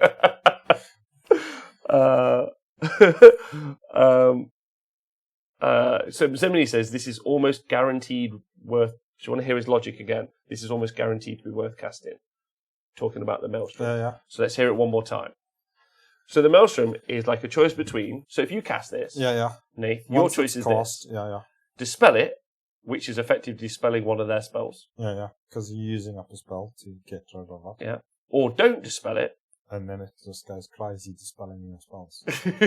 And how many points is it? 20. Fuck. I might include this. Again, I don't, like Legion of Asgore, I just don't have access to multicasters. So I think that's the key element. We need to do you and me need to go do a list of like multicasters and just be like, this is what. So the Fungal Cave Shaman I think is the best for this list, in my opinion. Yeah. Unless someone can think of one that does better. Well, I mean, the problem with him is that it's only once per battle round, whereas there are a few others that have just got the double spell all the time. Yeah. So but the reroll is key. Yeah, again, that's only once per battle round. One battle round of the game.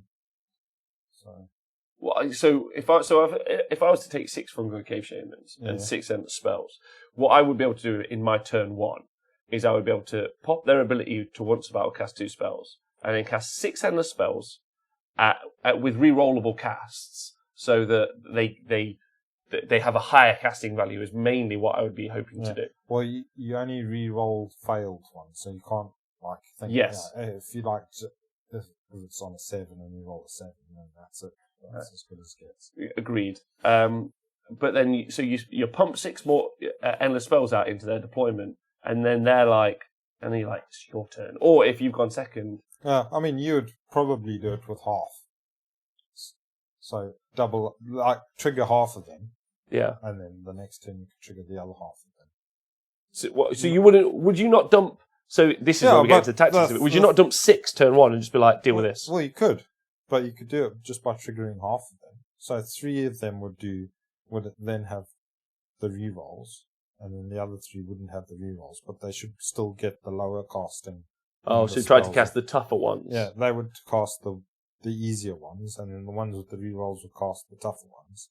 And then you've got a second turn where if your opponent has dispelled some, or if you decide, I'll trigger this lot, and now these lads, some of them can dispel some of those, and then can cast them all again. You get to reroll new places. Reroll unbinds as well, don't you? Yeah. See, it would trigger me. Like if someone showed me their tray of endless spells, I'd be like, "What are you planning?" Yeah, I fucking don't know. Hidden Dream says, "Would you do a deep dive on Legion of Nagash as it's the most played army at the moment? Would love to see your updated thoughts on armies and tactics." Hidden Dreams, that could be a plan. I know that there's a friendly podcast that's going to do a how to beat Legion of Nagash as a show, so I don't want to step on their toes. But it probably is something worth discussing, I think, in the future. But more than likely, probably sensible to wait until after January, because that's when the FAQ comes out, probably. And if it's anything to be related to 40k, it'll actually be out in February, because they like to be at least a few days late with the FAQs. So maybe we should do it before. It's interesting. We've got a very packed year leading up. We've got loads to talk about. So, but yeah, hopefully we could try and do something. We'll interview someone as well. I'll interview someone. Maybe that gorgeous fella, Chris. Fireball minis, not Chris. You know what I mean? Fucking hell. Fucking hell. Now I've just looked like a twat on the telly. Come on. Nailed it. I've got it. Him. You know what I mean, Nath, don't you? Fireball minis. Say it. Fireball minis. Fireball minis. Say it. Say it. You were talking about him earlier, saying, isn't he a nice, lovely man? Bill. No, that's Bill. That's with Seraphon. Ted. Oh my god, you're such a twat. Alright, Zebedies, I'm starting to think Maelstrom is good if you're a Magic Weak army. Take this and you can nerf a Magic Heavy army. Would stop Wombo combo, potentially losing one spell a turn, could hurt some armies. So yeah, that could be really solid. What's that? Maelstrom. Yeah, Maelstrom was, yeah. I included it just because for fun, thinking it was just a joke spell, and then it turned out to be really a lot better. I remember that game you showed me, and you were like, it can dispel every spell, and I was like, what? So you can try and dispel. So in case you guys are not aware, so what can happen is if I've cast this, let's say Nathan then tries to cast Itchy Nuisance or Curse the Bad Moon, right? One of those isn't a spell currently. All right. Let's say he tries to cast that. Then what happens is what a cost Itchy Nuisance so bad. I would attempt to unbind it with my wizard, but then if my wizard failed to unbind it, the Maelstrom then gets to attempt to unbind it as well. So you get 2 attempts to unbind, which is pretty good. Hidden Dream says, I've just used it on the base of my Glotkin. It's solid. Right, so what other then spells have I missed, Nave? So we've got so the Balewind gives you an extra spell. So if you want, if you want to pay the extra points, you get the extra range and you get an extra spell and you get a bit of extra defense. You get +1 to your save roll and you get to re-roll your save roll. So it's pretty sweet. Cogs, which is a buff. The most famous one probably currently. Either +2 move or reroll saves on your cast. And you get an extra spell as well. And you get to cast an extra spell, but you won't get to cast another endless spell. Could you cast Cogs with 1 wizard and then have 1 wizard use... Manipulate it and then cast 2 spells, yeah. Okay, alright. Yeah. So that's what I did with the Balewind. So my lad casts the Balewind. He goes up on the Balewind. Somebody else casts a portal next to him. Yep. And then he can put his... spells through the... Yeah, his spore more through the portal, or a bolt, or a fireball, or whatever spells are happening. You've got Life Swarm, which we haven't mentioned at all. So Life Swarm doesn't... does it work? Okay, tell us what it does. Let's have a crack.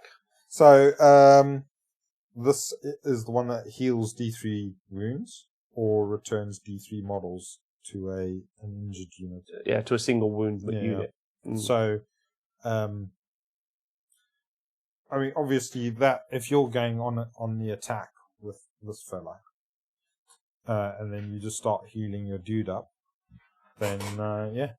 And we're just saying it's a bit dirty. The cabinets. They're more.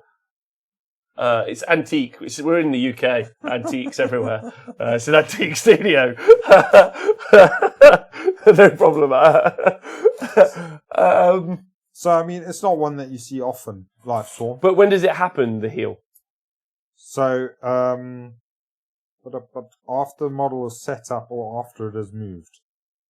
So, And when does it move? So it'll move... Like the other predatory spells. Yeah, it's a predatory spell, so it'll move... And it moves quite far, 10 inches.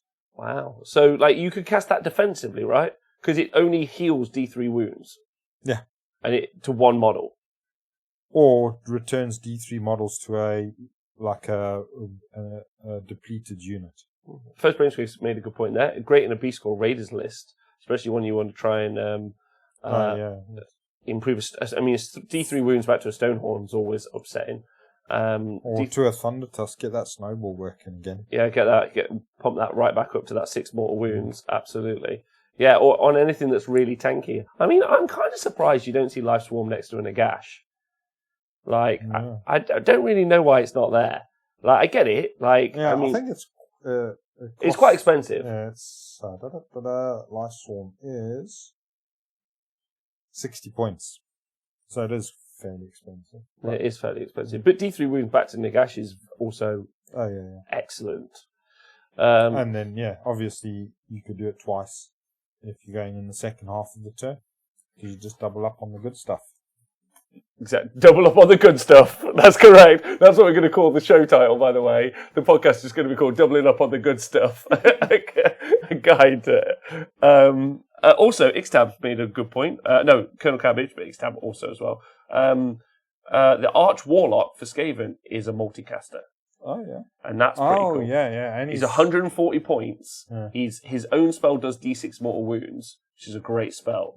140 points is quite a bit. It's almost double a Fungal Cave Shaman. Yeah, but he'd be great with the spell portal. It's a bubble, isn't it, that does the D6? Arch Warlock? Let's Google it. Google Funafe. I'll read the chat. Aspron says, I used Life Swarm and found it surplus to requirements playing with Nagash. I suppose you either win or you lose, right? It's like the Game of Thrones. Oh no, you select 3 different units visible within 18 and roll a dice for each of the units on a 2-up that take D3 mortal wounds. Okay. Nice. So you could put that through a portal. Yeah, you could do that. I'm more thinking I want to cast a bunch of endless spells. Like, I want to throw Geminids forward from some teeny rats, and I want to throw maybe even the big fella, Maelstrom, I think. I want to do Quicksilver Swords, and I want to do Pendulum, is my list. And then maybe Ravenor's Gnashing Claws, because this is a massive base. And I reckon I could block some, I reckon you can block some units with this, Dave. Yeah, you get a bit of board control with that. So the other one is Purple Sun. So that's 100 points. And it's shit. Isn't it? It moves too slow. So it moves 9 inches. And you set it up...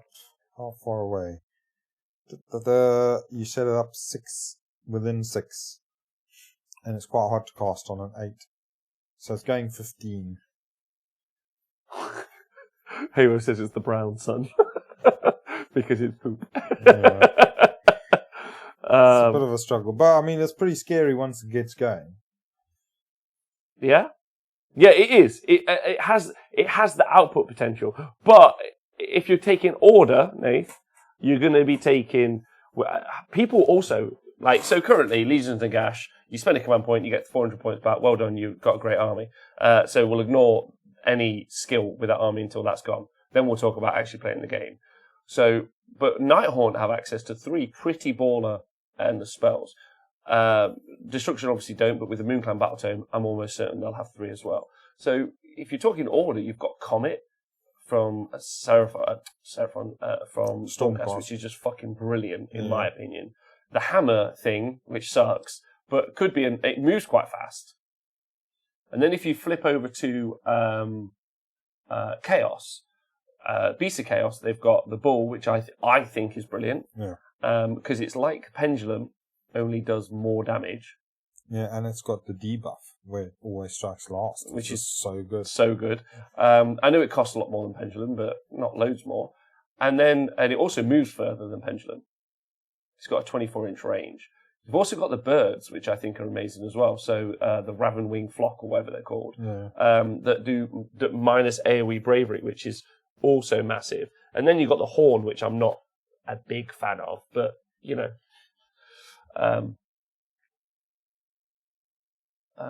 Hidden Dreams, they says they will outmove your Pendulum only if they're getting the next turn, or not even if they get the next turn. I don't know. I like the horn. That -1 to hits is always just good, isn't it? Yeah. I mean, if you pair that up with the gem, that's massive. Yeah, -2 to hit. And Palisades also makes you -1 to hit. You know, on a 5+. Oh. Yeah. Let me read that scroll. Read Palisades. You can do 2 -1s with Palisades.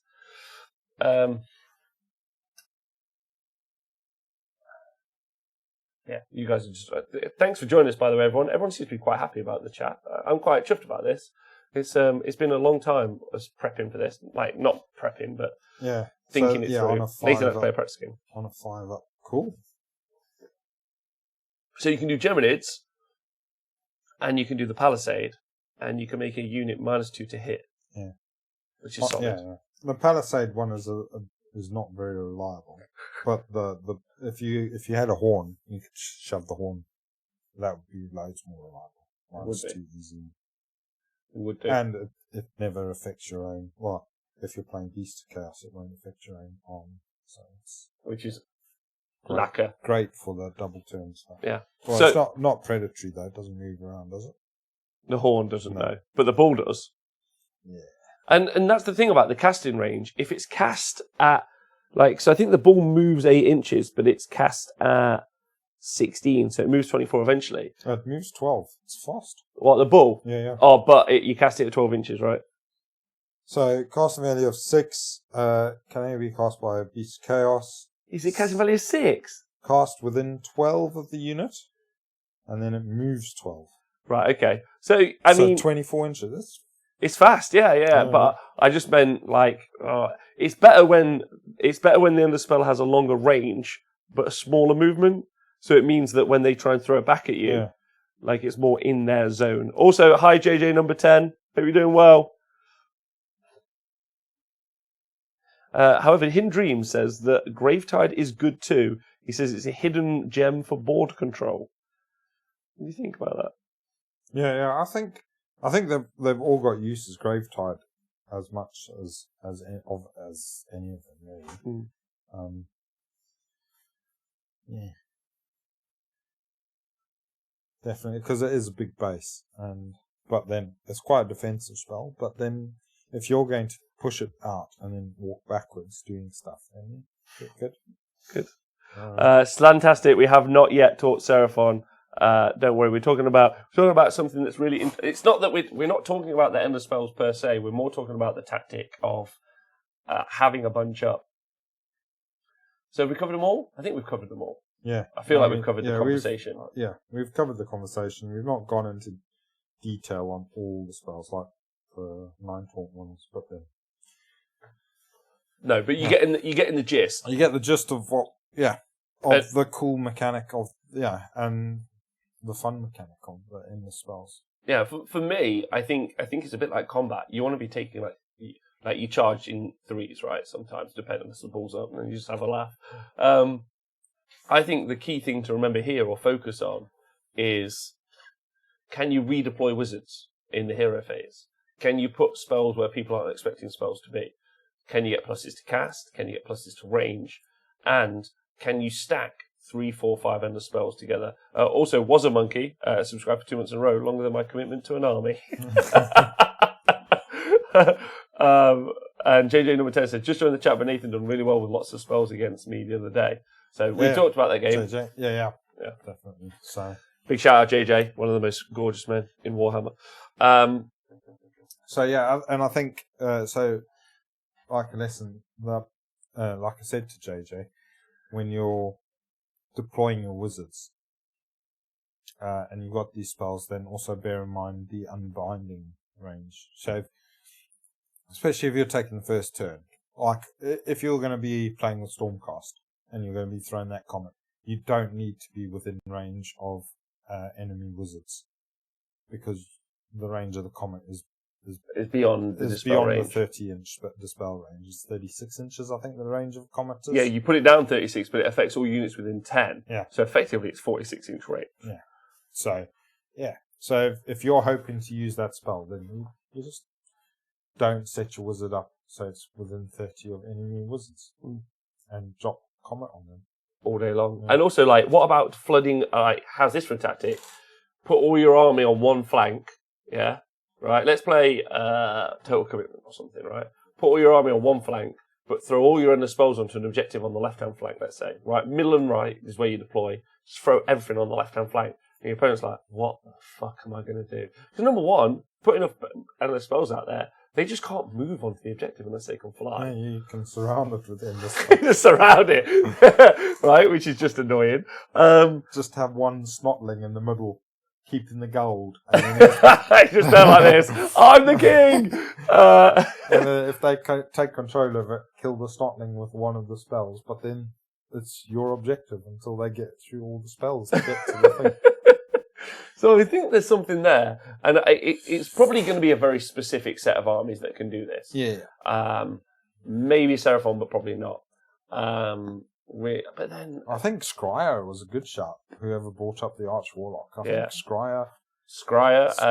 There's probably something in Skaven, because a lot of the Skaven casters are multicasters. There's Warpstone shit and all that stuff. Oh yeah, they've got the Warpstones to cast, haven't they? Yeah, then obviously Tzeentch. They can take them drugs and do all sorts of stuff, can't they? Just go crazy. Oh. Yeah. Then you've got Mixed Destruction, because there's a bunch of interesting casters that could do some stuff. But obviously Fungoids, I think, is a big one. Legions of Nagash, obviously. Tzeentch, obviously. I think Slanesh can make an interesting thing. So, Slanesh with their depravity points, I think they're a great shot for the Emerald Dewberry. Life Swarm. Yeah. I mean, if you take them, so I think one of the best little combos is sticking a Mammoth into a Tzeentch army, because it's got so many wounds. It's just a big chunk of depravity points waiting to happen. Yeah, waiting to be sexied up. I mean, if you look at the depravity points and turn them into real points, each depravity point is worth, I don't know, I think it's about 6 points or something like that. So if you take a Mammoth, which has got 22 wounds, so 21 times 6 is how many extra points you get from the War Mammoth, effectively in the Tzeentch army. But if you chuck an Emerald Life Swarm... You mean Slanesh army? In a Slanesh army, sorry. You chuck that Life Swarm in there as well, just to help them along. Get some heals. You're just doubling down on the good stuff. So that's what we missed on the show. And what you missed on the show is the quote, we're just doubling down on the good stuff. Still max one and spell per wizard, right? So multicasters can't spam. No, but the reason I want multicasters is because what I want to do is also cast their spell. Yeah, I don't want to... the realm spells. Yeah. So, and the realm spells, yeah. So I want... Unless I can find level 1 casters that are 80 points, then... Moonclan Shamans. Yeah, Moonclan Shamans. Exactly. Yeah. But yeah, there are other ones out there. Order have got so many good wizards as well, which are fairly cheap. Yeah, and there's bound to be some Hidden Chaos ones. 100 points. Oh yeah. I think the Skaven one's a good shout as well. Yeah, it's worth... I did look through some. I think there's some options, very definitely. And yeah, and if you are playing in tournaments that are using the realm spells as well, there's also you can prep to also... What's good about the endless spell list idea, I think, or at least that mechanic or that thought process, is you're also gaining access to the realm spells if you want them. Like, you can double down. There probably is like a cheat sheet you can make, and you go, right, well, if I'm playing in the Realm of Life, because some of these get better, right? The Life Swarm does D6 wounds back in the Realm of Life. The other spell that Maelstrom does more, like we'd have to read them, but they all do better in the realm. So, yeah. Plague Priest is a single caster, 80 points. Vagrid, thanks for stalking us. Hi Oslant. Hi everyone that joined us, by the way. Grobga. JJ says, might need to test out Scry with spells. Any excuse to get my favourites out again. Yeah, there you go. So, me and Nathan will write your list. and you'll be able to see it eventually. Not now though, and we'll put some shit together. But it's pretty exciting. Yeah. So that is going to be we're staying live. So if you're with us, don't go nowhere. But I think that's a good conversation. Yeah. Kicked off some interesting ideas. If you've got some interesting ideas out there, tweet us, Facebook us, send us a message. We'd love to hear about it. We'll post that up on our social medias and stuff. I think that's the thing I might start doing. If people send us really good ideas, what we'll just do is we'll just post them out as I don't know, documents or some shit. I've got this planned. Don't worry. And if you've been watching live on not Twitter, Jesus, Twitch, YouTube, or Facebook, thanks very much. Please share it around. Send it to people that you think might be interested by this conversation. I think this is a pretty top tier conversation. I know people have spoken about the end of spells, but I think it's really an ongoing conversation where we just got to that point where I've not seen that competitive list yet. Haven't seen a ton of endless spells. I've seen cherry-picked endless spells. What happens when I put 6 on the board? What happens? So let people have that access to that conversation. Thanks to everyone on Patreon. Nailed it. Yeah. Thanks to everyone on Twitch who subscribes or donates money like Velatron does there. Did some bits. And OJ and Carrier Nerd 210. And also thanks to everyone live on Twitch who is part of this conversation, who's going to be part of the next conversation, which is going to be how to win with Seraphon. But thank you from us, and as always, Nath, what's the end of that little bit for the podcast? Every winning army is a coward. Oh, for God's sakes. Right, so that's right. Okay, everyone ready? Break time. Everyone want a 5-minute Q&A with Nathan and me? Go. You've got 5 minutes. What's the question? Nathan, you got any questions? No. No questions. Everyone go get a cup of tea. Yeah. Right, everyone get a cup of tea, just chill for 2 minutes, and then we're going to talk about how to win with Seraphon. That's going to be the conversation. I just had a photo from John Scrivens. So excited. I've just had a message saying, with a question. Yeah? Thanks for breaking that. Do I smell? Somebody's asked me that question. Wow. Yeah. Probably. Jesus. If you have to ask. Then you clearly do. Right, so questions coming in, Nath. Carrying 210 says you're the best. Hidden Dream says, yes, how do you deploy? Tell us tactics. Okay. Nath, how do you deploy? Deploying is pretty serious occupation. It is.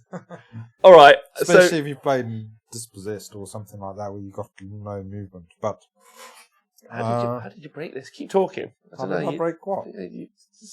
You're not my camera, not yours. That's all right. It's fine. Because I leant forwards to have a chat with you about right. Deployment. So deploy so things you've got to think about when you're deploying, like we've just said about the wizards. Make sure your wizards are either, you've got to decide whether you want them within range to do dispelling or out of range to prevent your spells from being dispelled. Yeah. So, pretty basic, but, there's something to think about. Use that tape measure all the time. All the time. And you don't need to deploy on the 12-inch line. You don't have to have stuff always right up as far forward as you can. The board has got depth, so a lot of the time it's worth being, even if it's just 3 inches back. So it is. Because you might want Mystic Shield is why the wizard's there. Yeah. Oh, and just your chaff lines and everything like that. You just deploy. If you deploy slightly further back, you can just make sure you're out of range for that first turn. You're making your opponent so that they can't do anything in the first turn. Yeah. Especially if you've got control of who's taking the first turn. If you can deploy in such a way so that your opponent can't do anything to you, especially if they're not like a big buffing army. Fair enough, if they're just going to buff themselves up so they become invincible, then you've got to think about something else, how to stop those buffs happening. But if they're an army that's not that way inclined, which most armies aren't really, if they're a debuffing army, like an Agash army, and you just deploy back out of range. And just say, yeah, go ahead, debuff whatever. There's nothing there to debuff. Just debuff those trees and that. Or the gold. Or the gold or whatever. And then, it's only a 5-turn game. If you can make them waste a turn, that first turn, not doing anything to you, and that you've then got 5 active turns to what they have effectively only had playing a 4-turn game. Yeah, then, that's a big deal. Then, yeah. For me, I've started to do this thing now, because I read this article, Who was the Beatdown? A Magic term. And so what I've started to do is, with my workbook, for me, is I've done like picks, counter picks for deployment, pretty big for my Chaos Dwarf. So for an example, a big points investiture in my army is 12 Kadai, 480 points, so over half the army. So it's a special treat for everyone on Twitch there.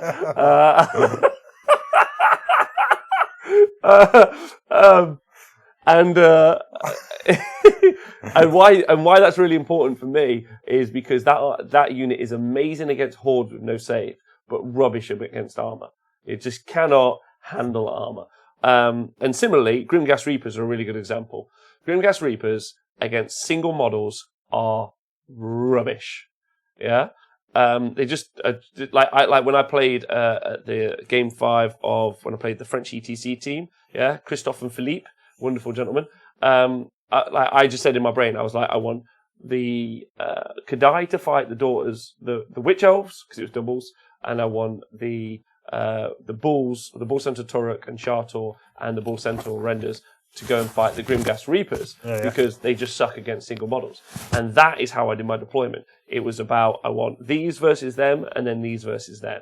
And most people walk in straight lines. Most people just go, I'm going to put this model here, and go straight in that straight line. Forwards, yeah, you very rarely see people do like castling in chess, where you switch the castle and the king. That rarely happens. People don't really tend to do that.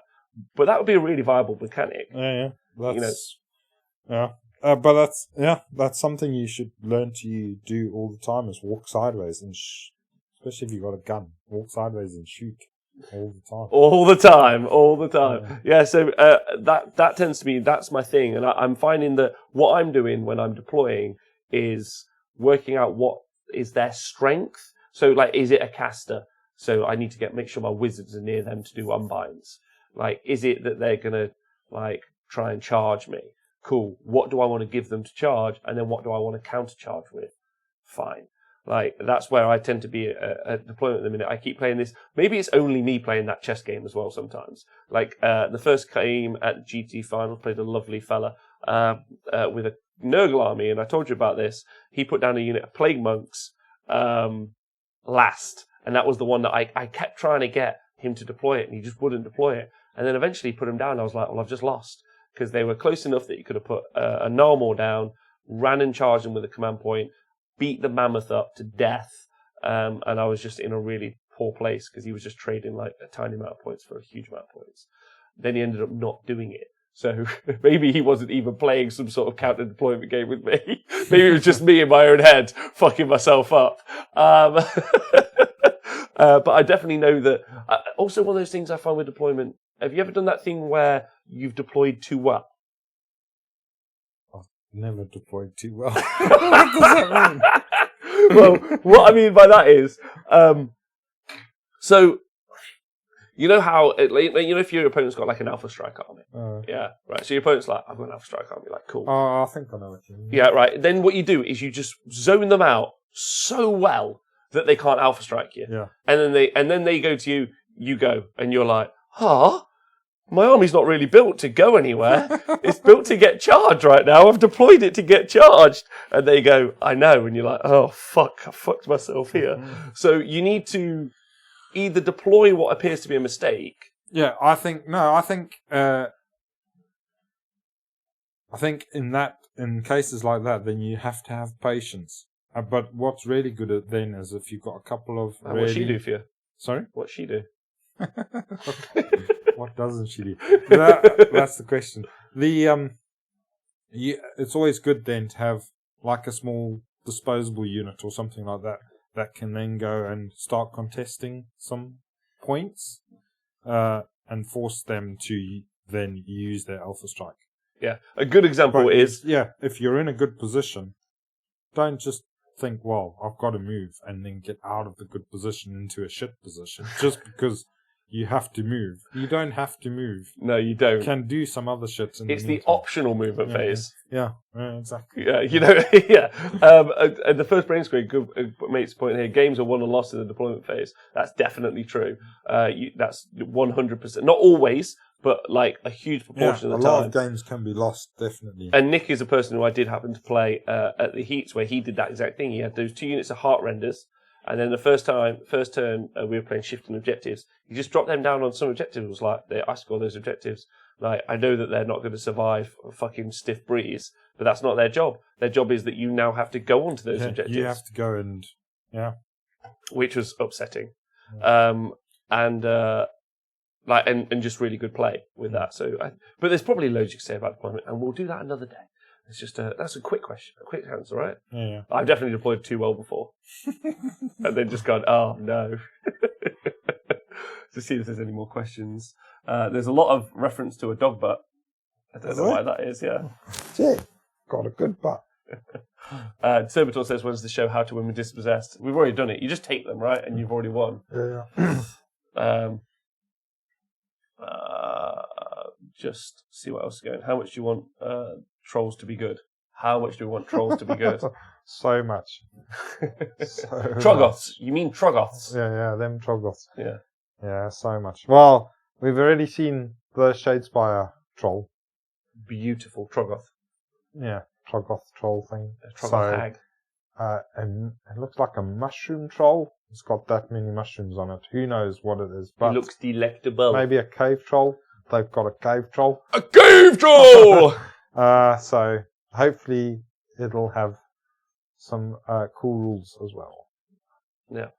Okay, yeah, let's hope so. I'm very excited. I think the models are phenomenal. And so obviously MoonClan have been teased with the bad moon and all of that shit, so hopefully there's some troll activity in that battle time. Maybe they'll have one of the buddy battalions with some Troggoths in.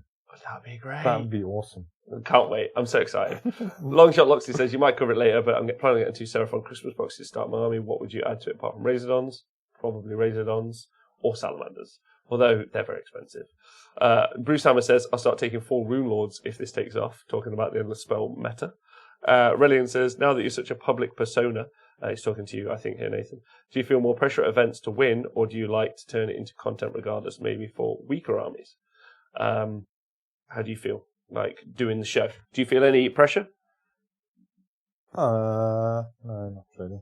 Okay. I'll just carry on playing what I've always been playing. I don't at all. So there is going to be a proportion. There is going to be a portion of the population who look at tournament results and consider me to be a bad or good player based on that information. However, that's not the group of people who I am talking to, because the group of people who are good players or who want to learn, I'm almost certain, hear the conversations we have and think, those are valuable conversations. Yeah, they're worth listening to, because I know and trust already those conversations wouldn't come from someone who's new. Whereas, that makes sense. Absolutely. We could really help beginners out loads, and then people who are pro players, we have pretty good conversations with constantly. Yeah. I mean, quite often we'll be talking about stuff, and there are people out there, obviously, that know a lot more about that stuff than we do. But hopefully we trigger some fresh thinking. Some conversations. Yeah, absolutely. Yeah. But I don't feel any pressure to win. But I do recognise when people say stuff about me not winning events. But it doesn't stress me out, because I know when I've played a good game and I know when I've played a bad game. As an example, when I played Nick at the GT finals, I lost that game and I was salty as shit. Yeah, Nick was wonderful and Nick kicked my dick in because of a mistake I made. Now, maybe he forced that mistake. It's a great conversation. I'd love to have it with him. Yeah. But ultimately, I made the mistake, and I know that I did. Yeah, and I'm very comfortable with that. I know that. that's where it is. Whereas I also know that I've like played people who are fairly new, and I'm like, well, this is not a learning experience for me. So I learned something in that game, and I think there's a sports analogy that's this for well. Most sports people, or like people who play games, they often like losing a lot because they tend to learn more from losing. Yeah. So I find that quite valuable, and I wouldn't want to take like a Leaders and Nagash list currently. I reckon I probably lose more games than I win, and I'm quite happy with that. Yeah, I think I might be on about. I think I'm like somewhere like 60 to 75, realistically. But then you play even like you don't make any effort to write an optimized list, and I do like sometimes. But some of the ideas I've had have just not worked. But some have. So like you just got to keep trying. I think that's the key part. But but then I don't play at a lot of events either. So most of my games are friendly games. So and I just like trying stuff out. So. Yeah, but it was one of those things I had to. There's a guy that does 40k called Lawrence. Does a show called Tabletop Tactics. He's a great fella. Him and all the Tabletop Tactics guys are great, and they've got a show. And a lot of the things I see said about him get said about him because he posts well at tournaments, or he did post well at tournaments. I worry now that if he doesn't keep posting well at tournaments, people will move away from him because they think he's now bad somehow. Yeah. Like all the skills he's accrued ahead of all of those thoughts and ideas and brain power that he's had have somehow been reduced because of exposure. Like I know AD Mac, for instance, is a great Age of Sigmar player. Hasn't been doing very well recently, and he's not very happy with himself. But in no way does that diminish my opinion of him as a player. Yeah. Like, so I don't feel any pressure by it. And I think the people that use that information from a single event to think that they're good or not good. Like, Ben Sava is fucking great at Age of Sigmar 2 currently. He's lost 2 games in competitive tournaments out of like 30. I think he's lost 2. That's pretty massive. And he's lost to Dan Ford, and he's lost to another Daughters of Cain list. He's good. Darren's good. Jack's good. You're great. There's just there's loads of good people. Anyway, I think I've covered that. But that is a. I do feel the pressure of the conversation from that one. That one's tense. Because if you just kept coming last all the time, people are like, "What are you talking about?" Who cares? Shut up, Who cares what you're saying? Because you're rubbish. I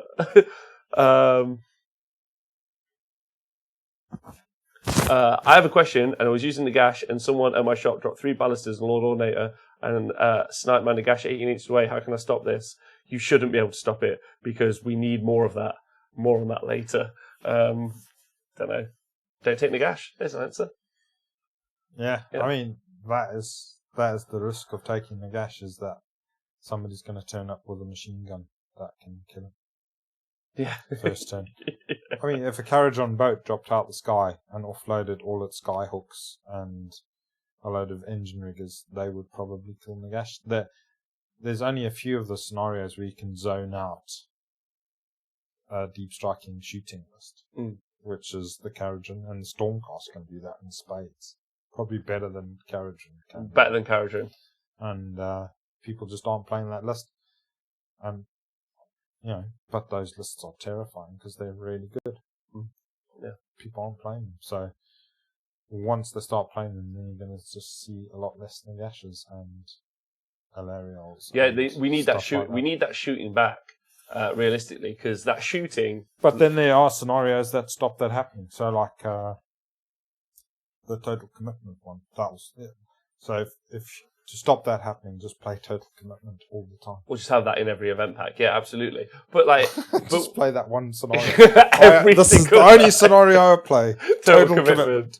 Yeah, I'm totally committed to this game. It's the only scenario I play. No more, no less.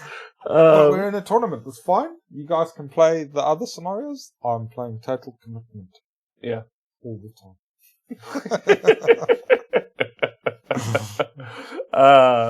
That's nice. OJ says form is temporary, class is permanent, and Relian says that was a good answer that we gave. That's good. I would say that's also important as well. The manner in which I play games is going to be more important. Like when we went to the Third Schools finals, and I was basically playing 3 intro games out of the 5. Do you remember? Like the kicking their ass is not going to achieve anything for me, like at all. And then someone asked, "How come you don't go to events? You're just a very busy dude." Yeah, just being super busy.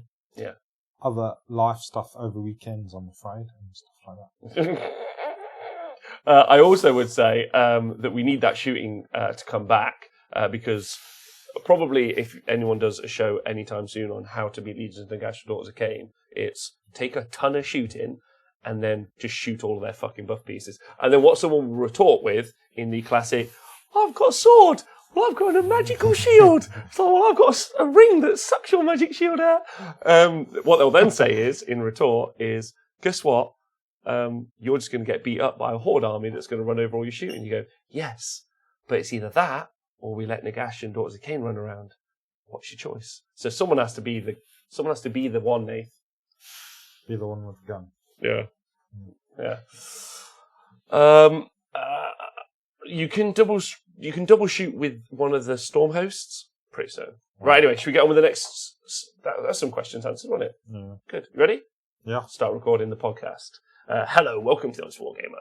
I'm your host, Rob, and I'm joined by the Wednesday Wizard himself, Mr. Nathan Prescott. Hello. Hello, Nathan Prescott. We're also joined by Jet the Dog. Over 80 people on Twitch, a few people on YouTube, and a couple of people on Facebook. Thanks for watching, wherever you're watching. And and you guys on the podcast, wherever you are.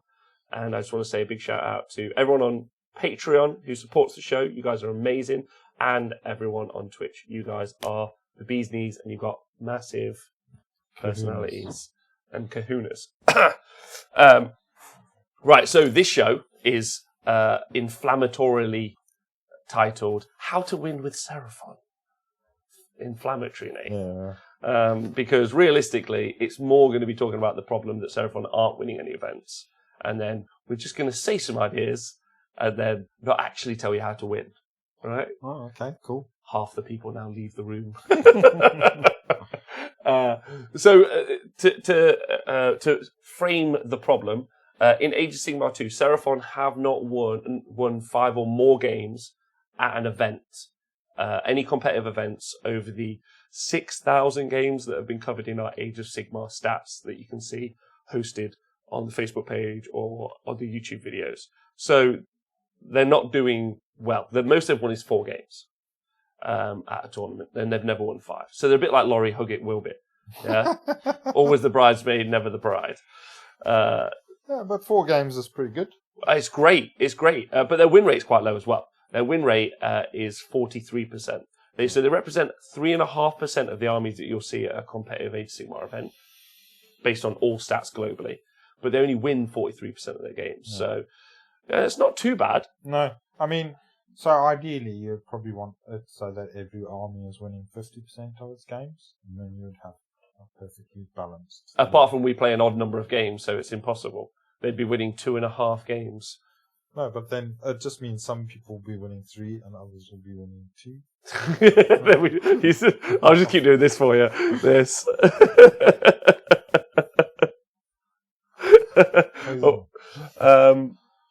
Don't worry, Brucey. We got this. So, Happy Inquisitor. So, does this get to be more than buy Razordons and win the lottery first? It doesn't, but it does go to talk about some key elements, I think. And we're going to do that thing, Nath, where we're going to strip back Seraphon and we're just going to start again. Yeah? And we're going to talk about the scenarios and everything else we know now, but we know that there are armies out there. So what we're not going to do is go to the power choices. Let's pick Ripidactyls. I'm not going to dog on them because I love them, but that's kind of a choice, right? And then we're going to cycle back and then ask ourselves, what do we need to achieve with Seraphon? Is that okay? Yeah. We've never done this before, so I don't really know if we've got the answer, but I think it's worth having a chat about. Yeah. All right. Have a chat about them, fellas. So how do you feel about Seraphon to play against so far? So, I think I've played against Seraphon a few times, obviously, and I think they're a pretty good army. I think they're pretty strong. I think they've got summoning, pretty good summoning mechanics with So with the Engine of the Gods. With the Engine of the Gods and with the Slan himself building up those points. Yeah, whatever so they're called, the constellation points. Yeah, so you're forfeiting a casting to generate points. Yeah, and then the banner does it generate D3 as well? Yes, so Astronaut Banner Bearer will generate D3 as well. So I think it does make it so that the Slan is pretty much an auto, including every Seraphon army. Yeah, so it would be a struggle to go see an army without him. And I think the Astroloth Banner Bearer is a pretty strong choice in most armies as well. I would agree. I'd probably focus there. Should we start with allegiance abilities first? Yeah. And then come back to it, because I agree with you there. Yeah. So the summoning wise, I think that's they've got a decent summoning mechanic. And summoning is a big bonus to everybody. It is a big bonus, but the two top armies, let's say Legions of Nagash and Daughters of Cain. Daughters of Cain can't summon, Legions of Nagash can, and they don't really summon. Yeah, this is key. They don't summon. All they do is just put a free unit on the board with a command point. It's not a summon. Yeah, and they can heal, right? So they're doing really, really well.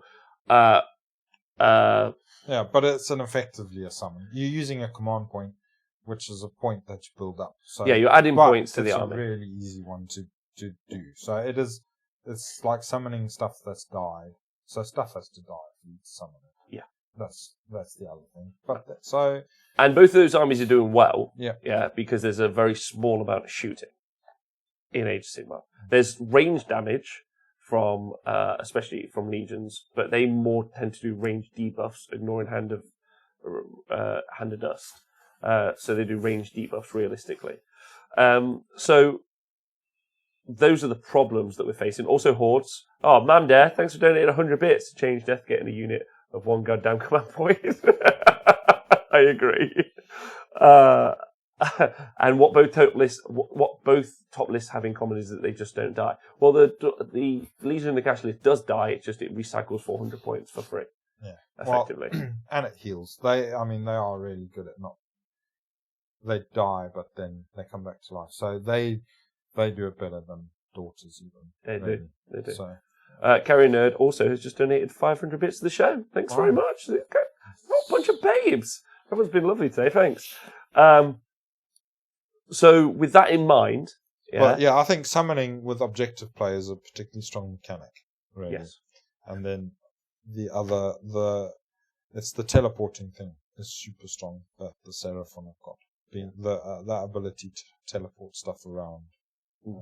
So you can either teleport one unit, Yeah. or if you have a Slan and you take the command trait, Great Rememberer, which is probably my go-to, you can teleport 2 units. It's got a little bit more risky, and ever since the Starseer's demise, R.I.P. You damn dirty rules riders! I want to go Planet of the Apes. Like, I might green screen this for myself. I might just get a giant Seraphon battle tome. But you still got Curse of Fates. That's the one that moves the dice up and down. You still effectively only fail it on a but one. it costs you 200 points to get Curse of Fates into your army. Or you take the command trait, which allows you to also know Curse of Fates. Yeah. Right? Which means you then only teleport 1 unit. And for me, I would always go for teleporting 2 units all the time. But it does depend on how we're going to build the army realistically. So, and then you've got table-wide unbinds from your Slan, which is amazing. Really good. Really, really solid. And that's it really. Oh, also, you've got if you take Slan, you've got his ability to have constellations, which is, you can have +1 to cast, you can have reroll 1s, which is really great, quite great. It's one of my favourites actually. But +1 to cast is also something worth mentioning. Yeah. And his command ability making stuff fly is pretty good. Is brilliant. And his command ability also allows you to reroll failed saves against shooting. But as we talked about, there isn't loads of shooting. So, yet. So Bruce Hammer, summoning a Seraphon list require a lot more forward planning. Is my take the lists is hidden gems, but you've got to be so proactive in your turns. It's a massive drain. So my jump off point is that there's a unit in the Seraphon book, if you guys are unaware, called the Engine of the Gods. Yeah, and that summons units for free. You got to roll some dice. It's got me next to Slan. It's also a pretty good combat monster, so it's a great protector of your Slann if you want it to be. I also would say that the Seraphon really lacks a hammer unit that you find like a Daughters of Cain unit could be, or the best hammer unit probably is the Eels from Iron Death Deepkin. Now, every Seraphon player listens to this is going, you fucking dick, what about Ripperdactyls? Now, Eels can get charged by a Vampire Lord and Zombie Dragon, release their electric shock, then the Vampire Lord and Zombie Dragon's almost dead, doesn't really kill the Eels, and then the Eels definitely kill him back. Yeah. The Ripperdactyls can't do that. The Ripperdactyls can't kill all 30 witches, probably. I don't think they kill all 30 witches. Yeah. And then the witches definitely kill them back. That's true. What other lists are doing really well? Nurgle, the minuses to hit are pretty devastating with Plaguebearer blocks, or they probably can go through a Great Unclean one, but they can't go through 2 in a Thrice-Fold Befoulment, realistically, I don't think. So the hammer unit that you have is not like the other hammer units that we're seeing being really good in the game. What we're seeing being really good in the game is stuff that can hit and be hit. Yeah. But that's not what Ripperdactyls do. They can just hit. Yeah, well, I think Ripperdactyls really struggle against stuff that's got armor, really, because they've got no rend. And sure, they chuck out quite a load of attacks, but they don't chuck out like an overwhelming a load of attacks, like a Daughters of Cain Horde or a Clan Pestilence or something like that.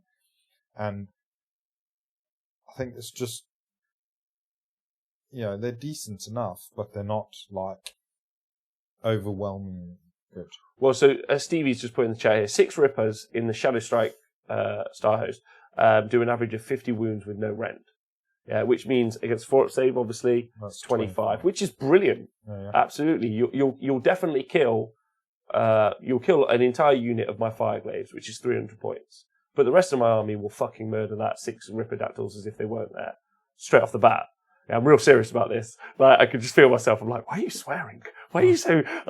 I just don't see it. Do you see what I mean? Yeah. Like, and I feel like I love Seraphon, one of my favorite armies. Like, love that army to pieces, and I really want to work out where we can go with this. So I'm trying to hear a counter argument to the Rippers thing.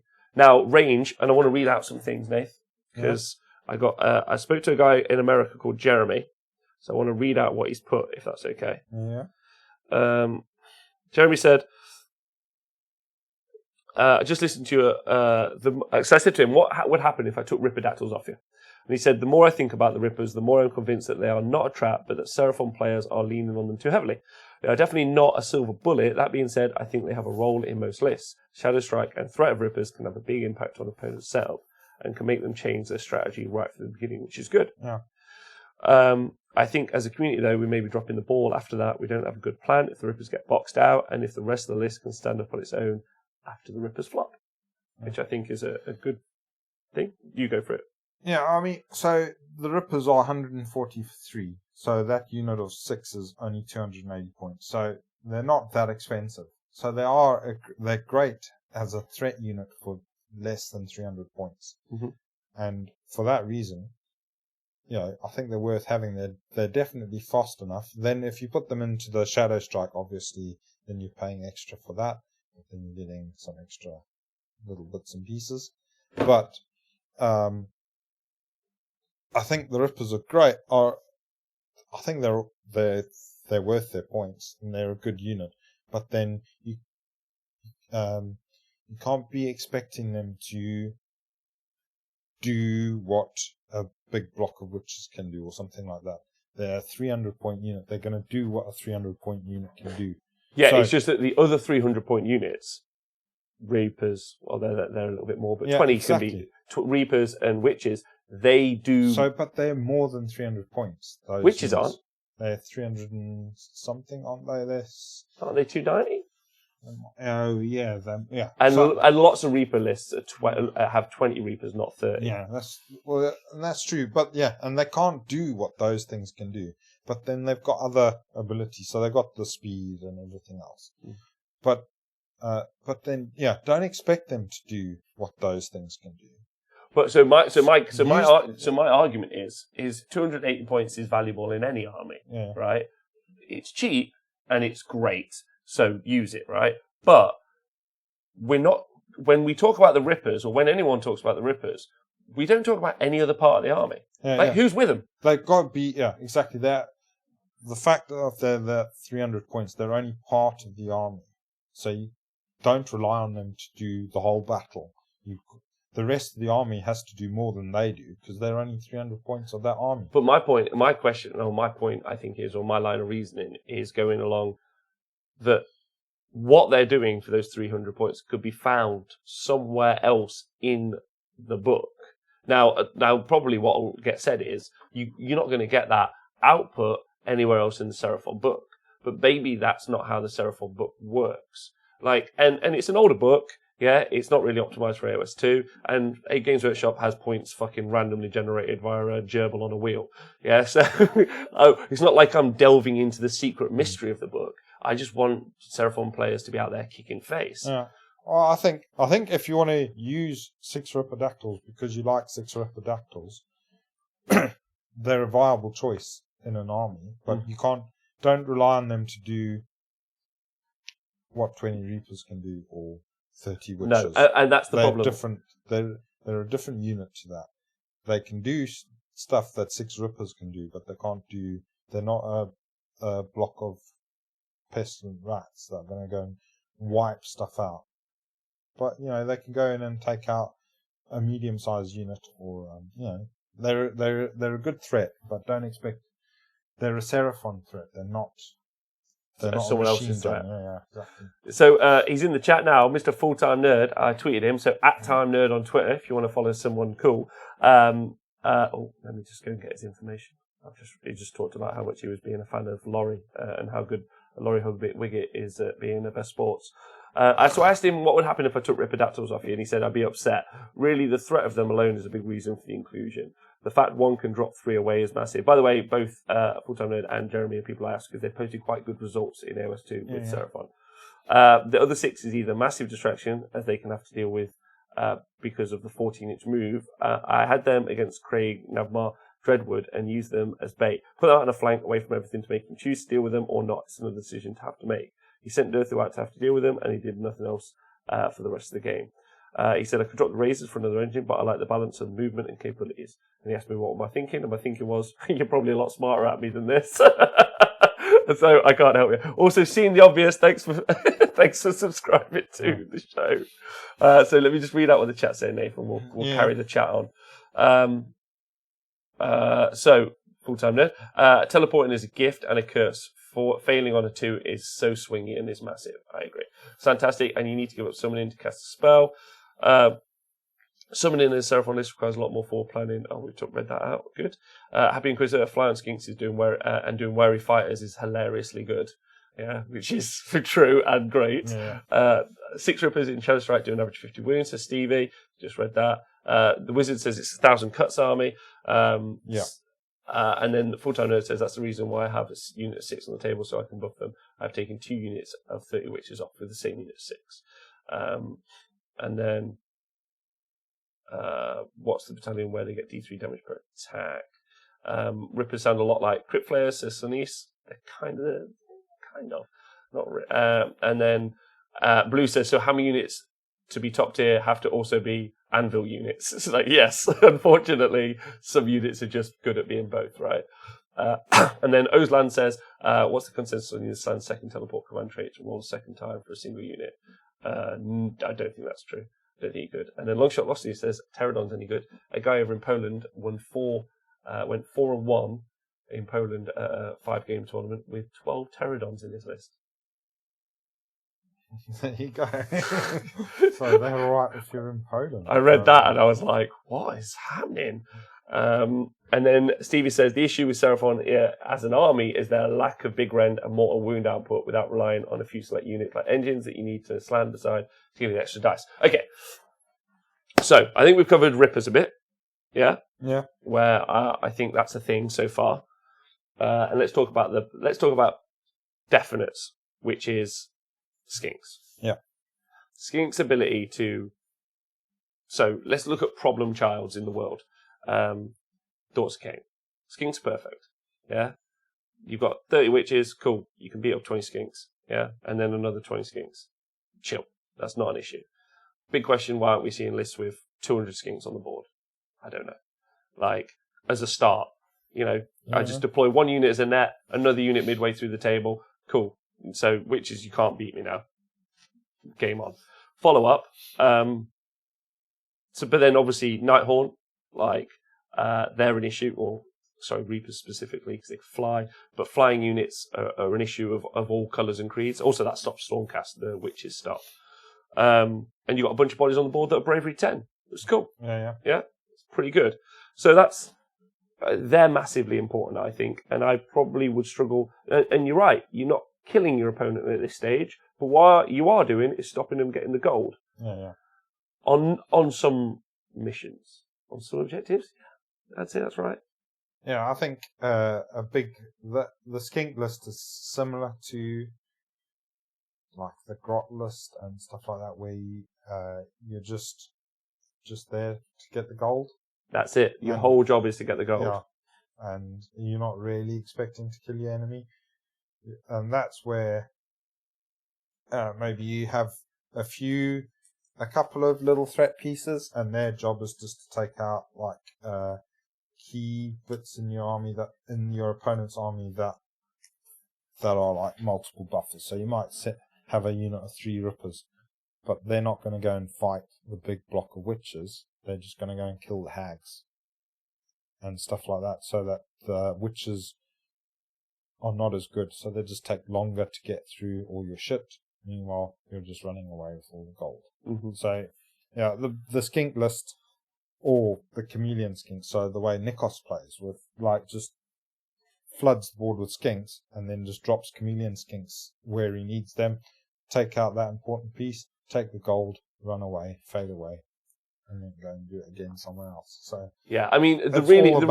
objective play then, and it's virtually not like we're not here to fight the war. We're here to just take all the gold. I couldn't agree with you more. Now, so there's a really silly thing that I can say now, like the Dread Saurian, which is rubbish for its points, but he's got an amazing ability that makes all skinks within the range of it immune to battle shock. Yeah, which if you wanted to take a ton of skinks, that could be a thing. Yeah, I don't think it's a good suggestion by any way, right? I don't think that's a solid choice, but to give you some sort of actually I can make all of these skinks immune to battle shock. There's a thing. And if you think that sounds boring, it's how Grots win games. It's how Plague Bearers win games. Yeah. The army doesn't really have output. It does, but it has fragile output. Whereas the rest of the army can't carry the load for the rest of the game. And the top tier lists don't care about your fragile output. They have resilient output.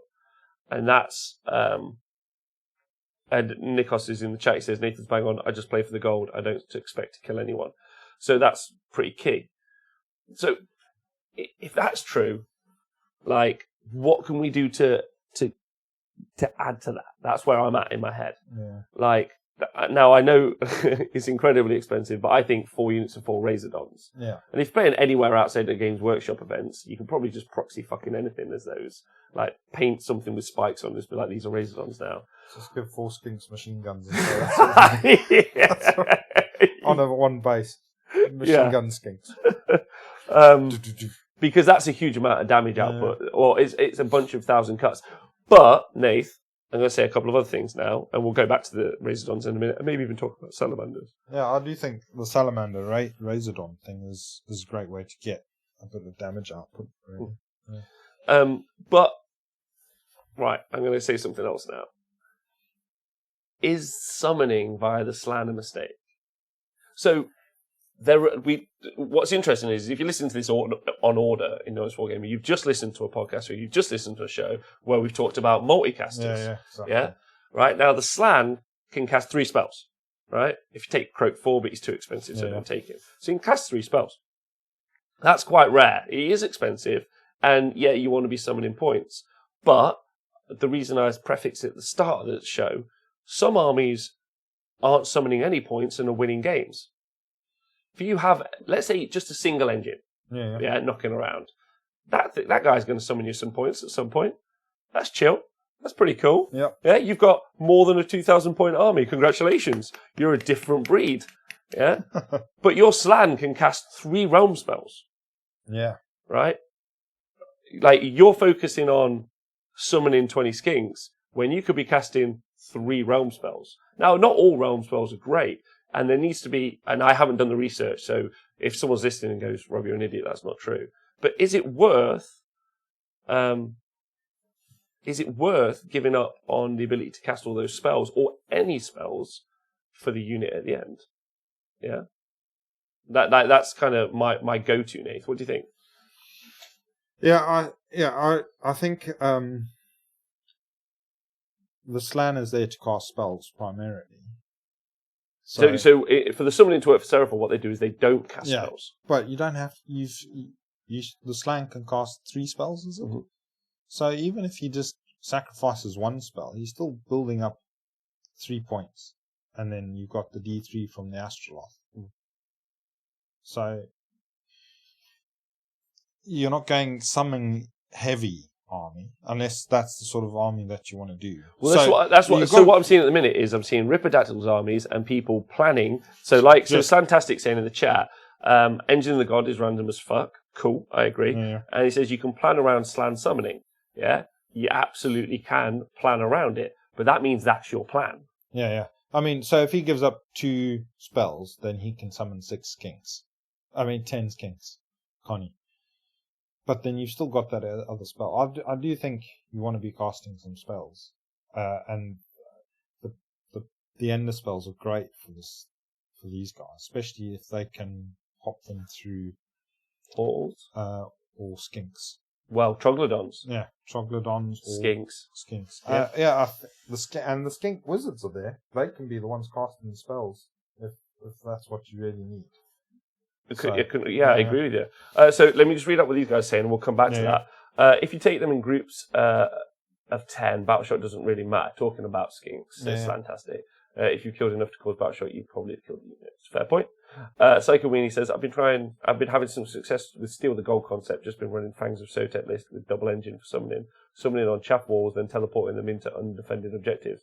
I use a skink spell that modifies a roll to help me get the summon off on the engine, and teleporting Carno to kill the key pieces. That sounds really cool. So Santastic's not a big fan of the engine, and then the spells. That's fine. And he's obviously playing that.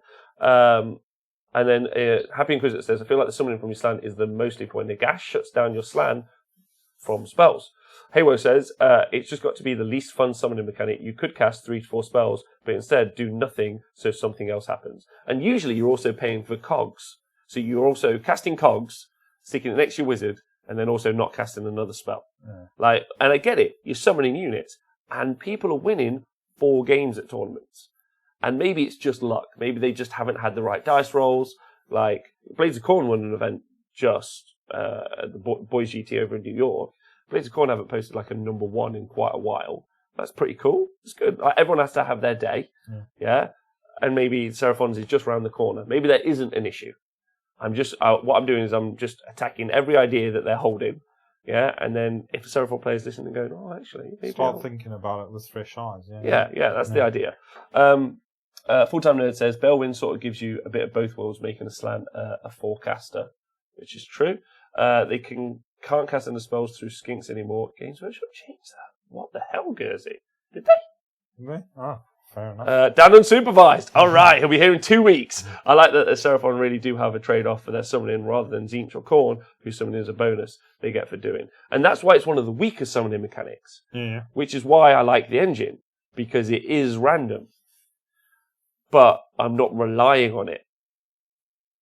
Now, someone would have to go through all the realm spells and go, is it worth casting these 3 realm spells? But actually, if I have an Astroloth Banner Bearer nearby, who's giving me +1 to cast. So you can pick a skink. So before Slan Starmaster attempts to cast a spell, you can pick a vassal. There's an FAQ apparently, Nick. Oh, okay. Yeah, apparently. We'll double check on that. If someone could link us to the FAQ while we're live, that'd be awesome because this is a thought experiment. This is a think tank, gentlemen. Welcome to the welcome to the Lizard think tank. So I'm thinking you've got a level 3 caster. You could be casting spells for days. Yeah, and like I don't see why that's not a little thought that goes through as well and goes, do you know what? Actually, I'm playing in the realms this weekend. So I spend in my Chaos Dwarf list, to give you guys an idea, I spend 200 points, 100 points for 2 different level 1 casters, and I spend an extra 40 points for Geminids. Yeah. So I spend 240 points to be able to cast 2 spells. Yeah, I think Geminids is so good with Seraphon as well. Because they are a flood the board sort of steal the gold sort of. I think that's a great way of playing them. And then if you just have Geminids, just to make your opponent even shitter at trying to clear to get the gold, all of the skink out of the way. And then you've also got the natural -1 to hit spell that the skink priest has, Star Priest has. Yeah. So that's -2. You can reroll saves, which is pretty massive. I mean, obviously that character dies, but there's not loads of shooting. People aren't killing the hags, you know. So like, I mean, if maybe you take those little skink priests and those, yeah. So it's just... hold on, I've just got the FAQ here. I want to say a big thank you to Stevie. Thank you, bud. Some abilities allow you to learn. No. Do you think increased range?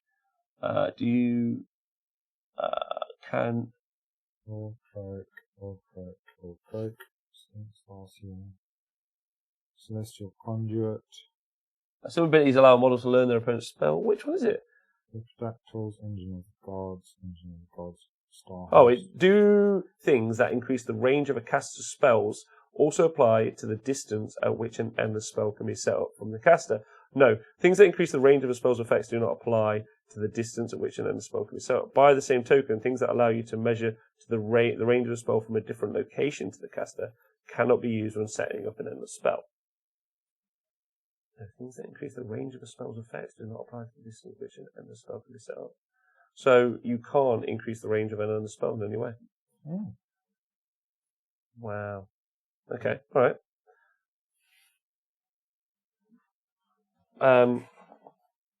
So you can't cast another spell through a troglodyte. Sad. Oh, okay. That's sad. Does that mean you can't increase the range of any endless spells? So Arcan can't increase the range of an endless spell. Doesn't add 6 inches to a spell range. Or a Balewind, or...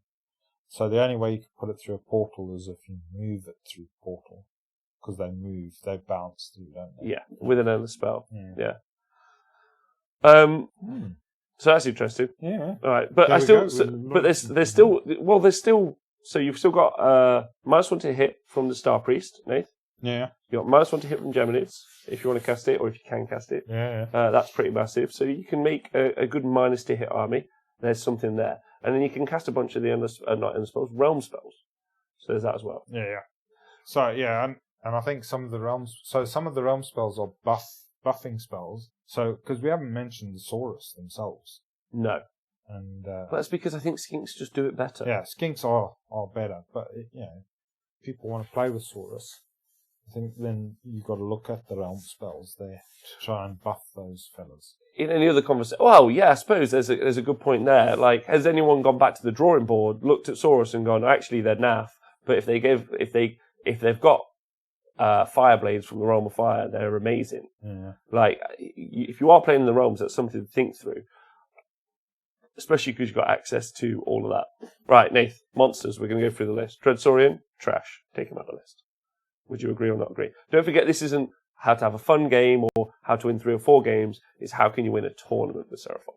Yeah. I don't think the Dreadsaurian is great at the moment. So there's a thing with Carnosaurs where their command ability attaches to the other Carnosaurs or the old bloods on the Carnosaurs. Yeah. They're not too expensive, but they got 4 upstate. I think they're a bit rubbish, personally. But people quite like them. Yeah. What do you think? I think possibly if you are going to take that, the Starseer dude, the one that you like so much with the funny game thing, that doesn't work anymore. Doesn't work. but gives you extra command points. Mm. Then I think that's quite cool with a console list. Yeah, but I just don't think it's a winning list. Because I think it gets its dick kicked in 24/7. Well, yeah. Well, I don't know. It's a great list. Yeah. It's a great model. Yeah. Don't get me wrong. So Zango Jack says, have you seen the cost of Zenith Showman? It's poop. And then Dan Supervisor says, yeah, but your army's going to cast spells anyway, so essentially you're getting a bonus for doing something your army was going to do anyway. Which is different to Seraphon. Seraphon are actually having to do a sacrifice in order to summon. Which is why, and again, like, I'm saying the inflammatory statement, I'm like, maybe don't summon. And then Seraphon players be like, don't be stupid, I want 3 points. It's just like, well, is that the path to victory? Would have Saurus Guard to work, but no mortal wound shrug really hurts them. Yeah, it does. It really does. Absolutely. And they're very expensive still, and they're taking in 5s. Like, they're way too much. Crispy86, +2 attacks on other Saurus heroes isn't too bad, and you don't really use your command points. That's true. So you got skinks, and you got tons of them, Nathan. And they're holding objectives, and they're running away. And again, like we talked about with fucking up your opponent's thought process with endless spells, you're multi-charging or being multi-charged with tons of skinks. They're killing one, then you're running away with one and scoring some objectives, right? Maybe if you throw some endless spells into that pile, into that mix of fuckery, now they're just very confused about what to do, when to go, how to win. But you're still not killing them. That's the key. Now, do you do that thing where you have like a bunker of destruction, where it's 2 laserdons sat around? So that's Basiladons with the laser engine stuck on top, solar engine. And then, but I don't like them because it's 2d6 shots. I always roll like 3. And yeah, they hit on 4s and they get a reroll because they're near the Astaroth Banner Bearer. +1 to hit, isn't it, from the Banner Bearer? This has not got rerolls. No, it gives you +1, and then you can get rerolls from something else. So the Banner Bearer. Yeah, I think, just going back to the Carnosaur, I do think there's a janky list, you could say, around buffing the Carnosaurs, giving them, because pretty sure that command ability can stack. You know, it can. That wombo combo. It can. So if you're going with the Sting Starseer, and then you just stack that command ability, he can end up with a load of attacks, and if he's got an artifact weapon, he can become quite a choppy fella. So one that's got increased damage. Or... He could do, but like he's not very like it's a bit like the Rippers, now. Like he's not survivable, but and the Rippers probably do more. The Rippers are better. I don't know, because they've got no rend, whereas he comes with rend, or you can give him that weapon that you're going to buff. You can make it a magic weapon that's got like -3 rend. Suddenly he's got 10 attacks with the weapon being D3 that's got -3 rend. Yeah, maybe. Like, but then you run up against Nighthorn or any of the ethereal models, and he just like. But he's still got 10 attacks, and some of those are going to go through their D3 damage, all of them, aren't they? So. Yeah. All right. Okay. Fair play. Yeah. Fair play. So what does it do? Yes, reroll hits. Yeah, you're right. Reroll hits for that model. Yeah. Yeah, so you get to reroll all hits. So you could have 2, but it's 2d6. It's 2d6 shots from a Basiladon, right? Hits on 4s, but rerolling now. Wins on 3, -2, -1, I think. and does D3 damage. Yeah. So that's not loads, and it's 280 points. 2 damage. 2 damage, and then so that's 280 points. It's 160 points for 4 salamanders, but they're only range 8, right? So they don't have that kind of protection. But this is what I mean about multiple lines of skinks. You just got skink, skinks, and with the command ability from the Slan, being able to make them like bunny hop because they fly in between skink walls. Yeah, I personally prefer the Razordons, but there's a good argument for the salamanders, units of 4. Because they obviously can just punch through. They can do crazy damage, absolutely crazy damage. And the realm spells, you can do get some good effects on those guys as well. I like Razordons because they're 16-inch range and they move 8, so they're 22-inch range, like realistically. And also, if you wanted to, you could teleport them. I'm just trying to think of an option that isn't just an incredibly expensive army list. That's where my brain's at. And also listening to the chat because those guys have got loads to say, which I think is good. So Stevie says the Thunderquake not buffing until your charge phase means the double Basti Astro list has Bastis waving laser pens at people turn 1 until the buffs are up, which I think is absolutely fair. And he also says someone needs to have a word about Saurus Guard, 90 points for 5, and they've got 1 wound each. They're elite infantry and they suck, right? Also, you can put Sword of Judgment on the Carnosaur because the +1 to hit is going to be doing D6 mortal wounds on 5 pluses to heroes and monsters, which is pretty cool for taking out big things.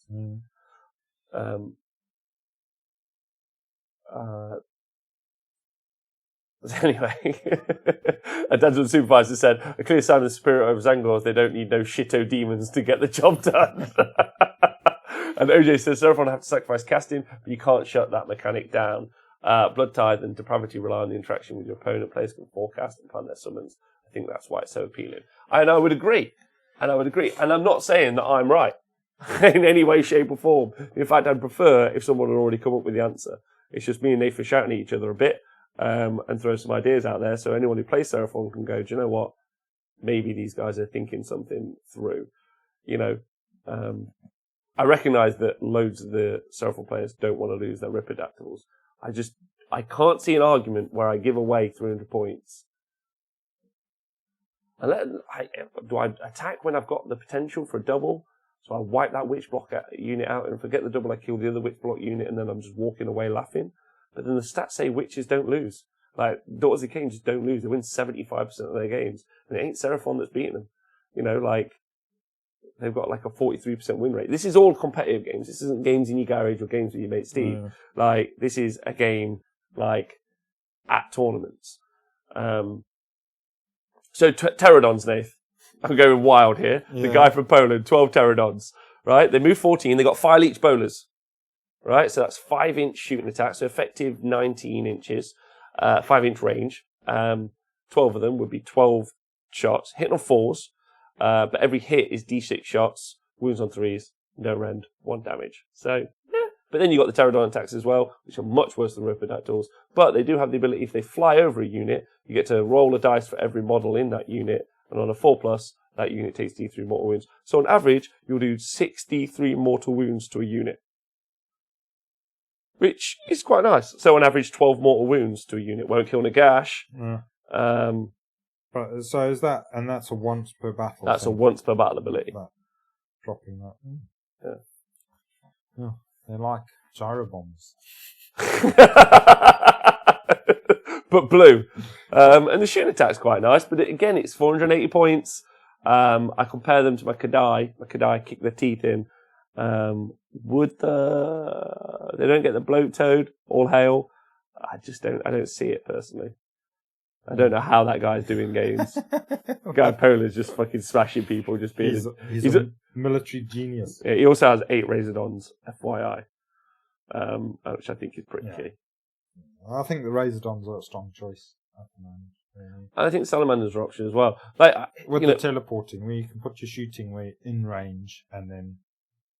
But using the skink walls to make sure that it's safe. And then you can put it where it needs to be the next turn. Just teleport it around shooting stuff.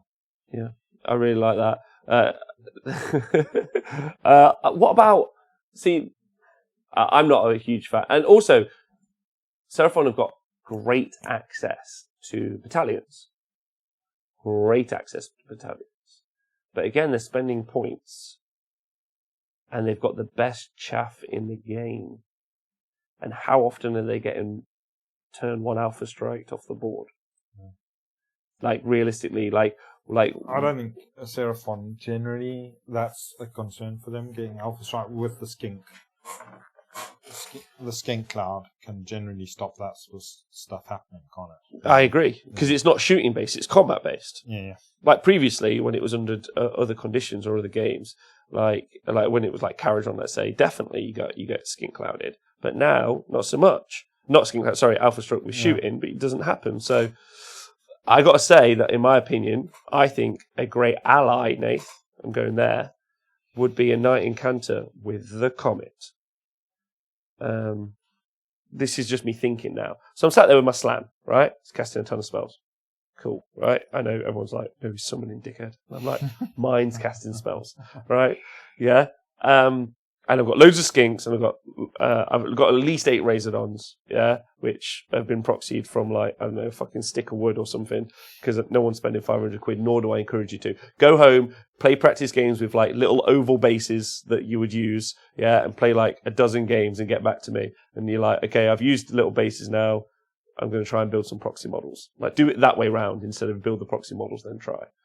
And then, like, my opponent's just like, okay, like, I don't, now, Seraphon don't have access to mortal wounds really, apart from the realm spells potentially that you're throwing out, or the snake bastillodon's a good shout, I think, or you can punch through armor with the salamanders, but you've got to be really good to get them in the right place. Yeah, the snake bastillodon's really good. But I take the Knight Incanter and I take the Comet, yeah, he sits at the back of the board and he just goes, there's a ton of mortal wounds in your army, get lost, and you're like, oh, okay, and then they're moving. And because they can't be in a place. Now, your Slan can also unbind. Because, guess what? Your Slan can unbind from fucking miles away. Infinite range. So your Slan and that Incanter can just be best friends at the back of the board, holding hands. Just like, all right, mate, you throw the Comet. It's like, poof, and he's like, I'm going to just spell it and then cast it next turn. What you say? He's like, yeah, fucking great idea. Right? So that's amazing. So you can do that. And then it makes them move. And once they're moving, they're in a bad position because you've got a ton of fucking skinks in a ton of different places. And you want them moving in the midfield because you want the Razordons to get them. And if not, you want to countercharge. I just don't know what the combat block is. Or maybe instead of threatening, you have the 6 Ripidactyls still, but instead of threatening with them on turn 1, you wait. Yeah, I think people have to be patient with the Rippers. They're not a Alpha Strike so much as go out there and destroy your opponent's army on their own, but more a surgical thing that you use mid-game to take out stuff that's been weakened by a bit of shooting, a bit of magic. And also, look, we need to talk about one more time Idoneth Deepkin. Idoneth Deepkin have an entire round where they get to strike first. Yeah. They have an entire round, like a battle round where they're just like, I strike first. It's either round 2 or it's round 3.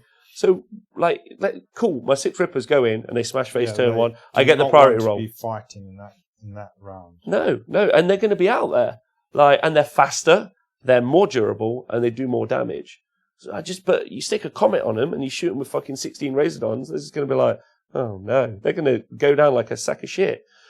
Or you can just castle up well, like constantly, and the teleport. That's why I like the Great Rememberer. 20 skinks over there, 20 skinks over there. 20 skinks over there. I don't know. What do you think? Come on. What, got anything? Or should we just ask the chat? Chat, come on. Are we saying anything that makes sense, or are we just talking rubbish?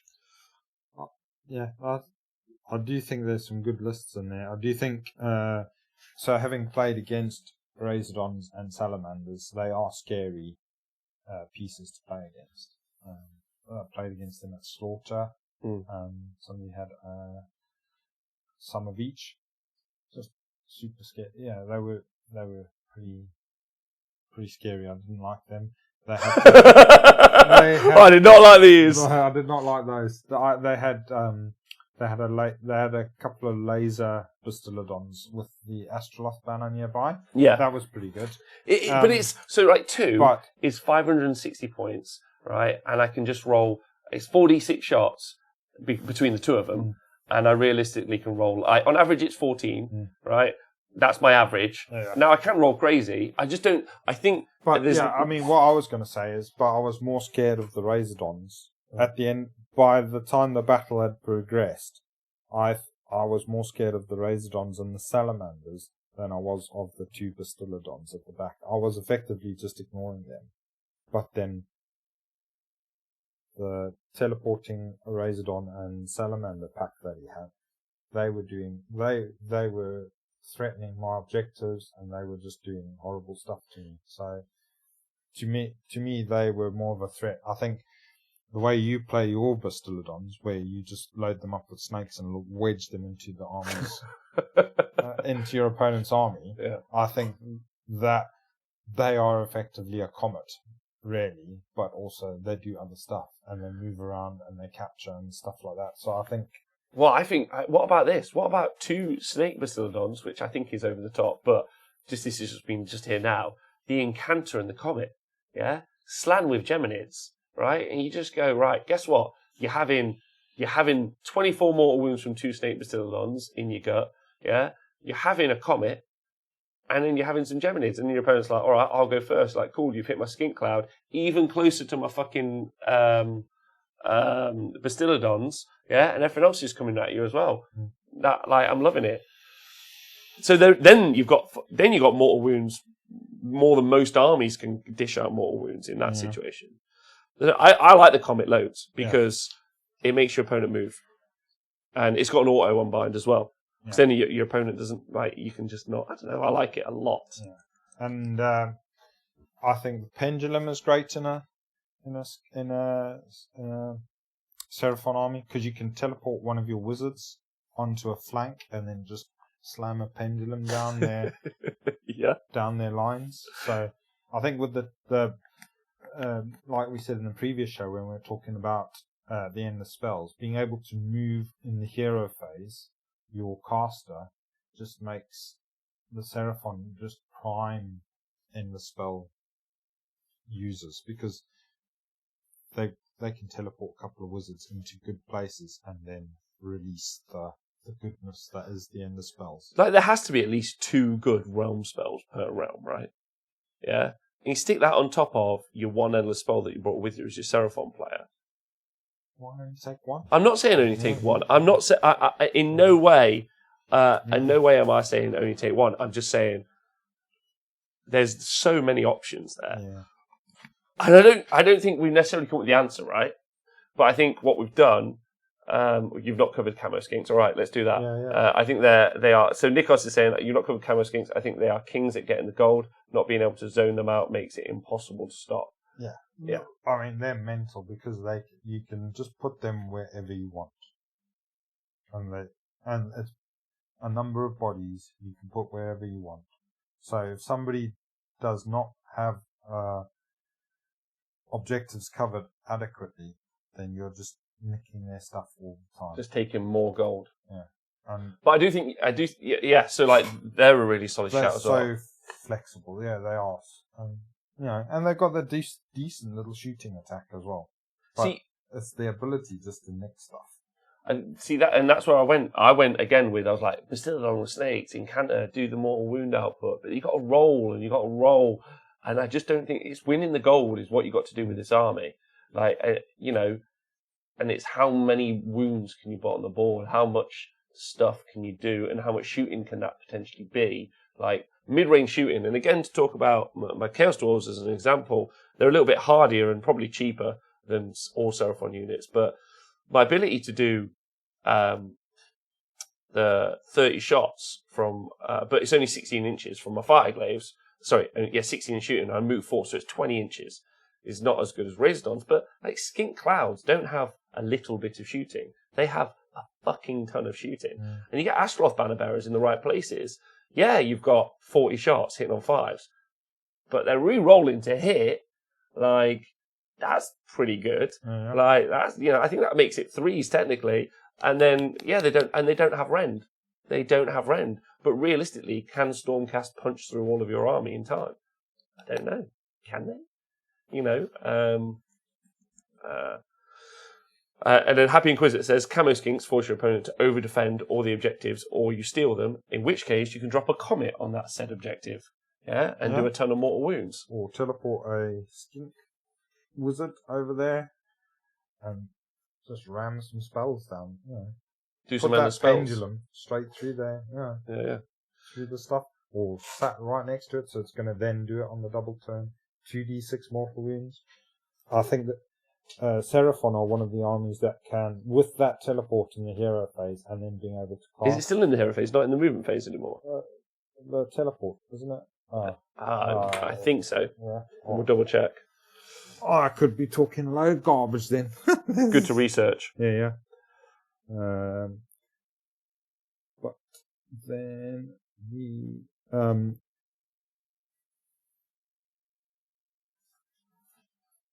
I think if you're going to be looking at board control, then Palisades and Gravetide as well. Teleport is the hero phase. Thanks very much, Guernsey. So you're right, but it's the summon that's at the end of the movement. Yeah. So, yeah, I'm just thinking if you teleport down the side, you can just drop one of those, a Palisades in front of somebody's army, to screw them over. Yeah. Like your army, if you somebody put a Palisades right in front of you, big block, then you've got to dispel it or else start. Yeah. And I don't want to dispel it. I want to cast both of my spells every turn. Like, that level 3 caster, it's so, like, it's great that we've just done the kind of show where we talked about multicasters, because a level 3 caster, I feel maybe is wasted when you've got access. Like with my Chaos Dwarves, I have to play with 2,000 points. And in no way, and I think we all need to disavow ourselves that Games Workshop priced the Seraphon units anywhere to do with the fact that they could summon units for free. They're not priced that way. They've not even taken it into consideration at all. Maybe the actual summoning points they've taken into consideration, but realistically, no way that they've taken the points into consideration. And the reason I can tell you is I can spend a command point for nearly 500 points in Legions of the Gash. Zero serious thought has been put into those summoning, in my opinion. But I could be wrong. So if you've got an engine or a couple of engines, the gods, and you could be potentially summoning units for free, you're doing better than a lot of other armies. Yeah. Those are my thoughts. And maybe I'm going to get shouted at, but I just think...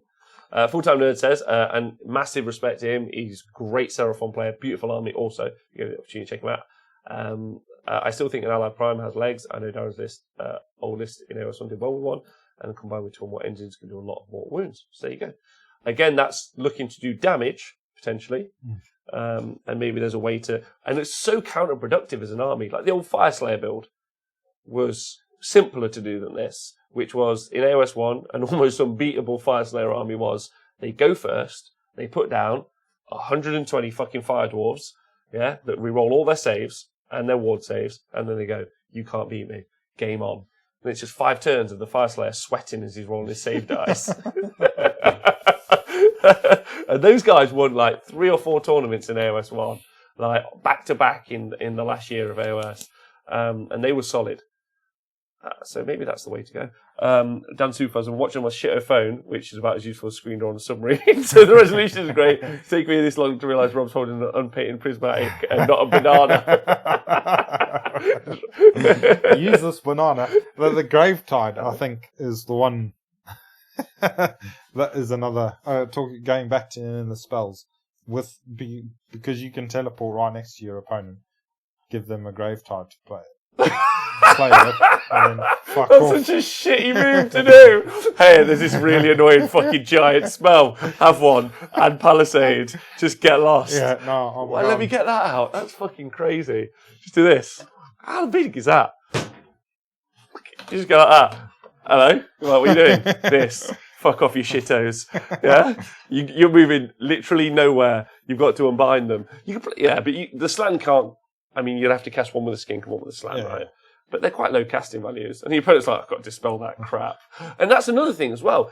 Dispelling means, like we talked about with the minus to hits, if we're building a skink cloud, or we're building something like it that's designing, and maybe you could do the same thing with Saurus, we just haven't really thought it through. But if you're designing an army built around the idea that you're just going to try and get the gold and control your opponent's army, then a bunch of spells is really useful, obviously, and taking up board space is just massively important as well. But also, like you said, reducing their to hits, Geminids and Starlight, I think that's the spell. And then also reducing how many spells they can cast because they're unbinding all your annoying fucking spells. Well, I mean, so that's the way that's the way Donal wins so many games, is he just puts a load of bodies on the board and then just makes it so that your opponent is just really shit at fighting. So he uses all the he uses Geminids, Netters, and then the curse, the Hag's Curse. Mm.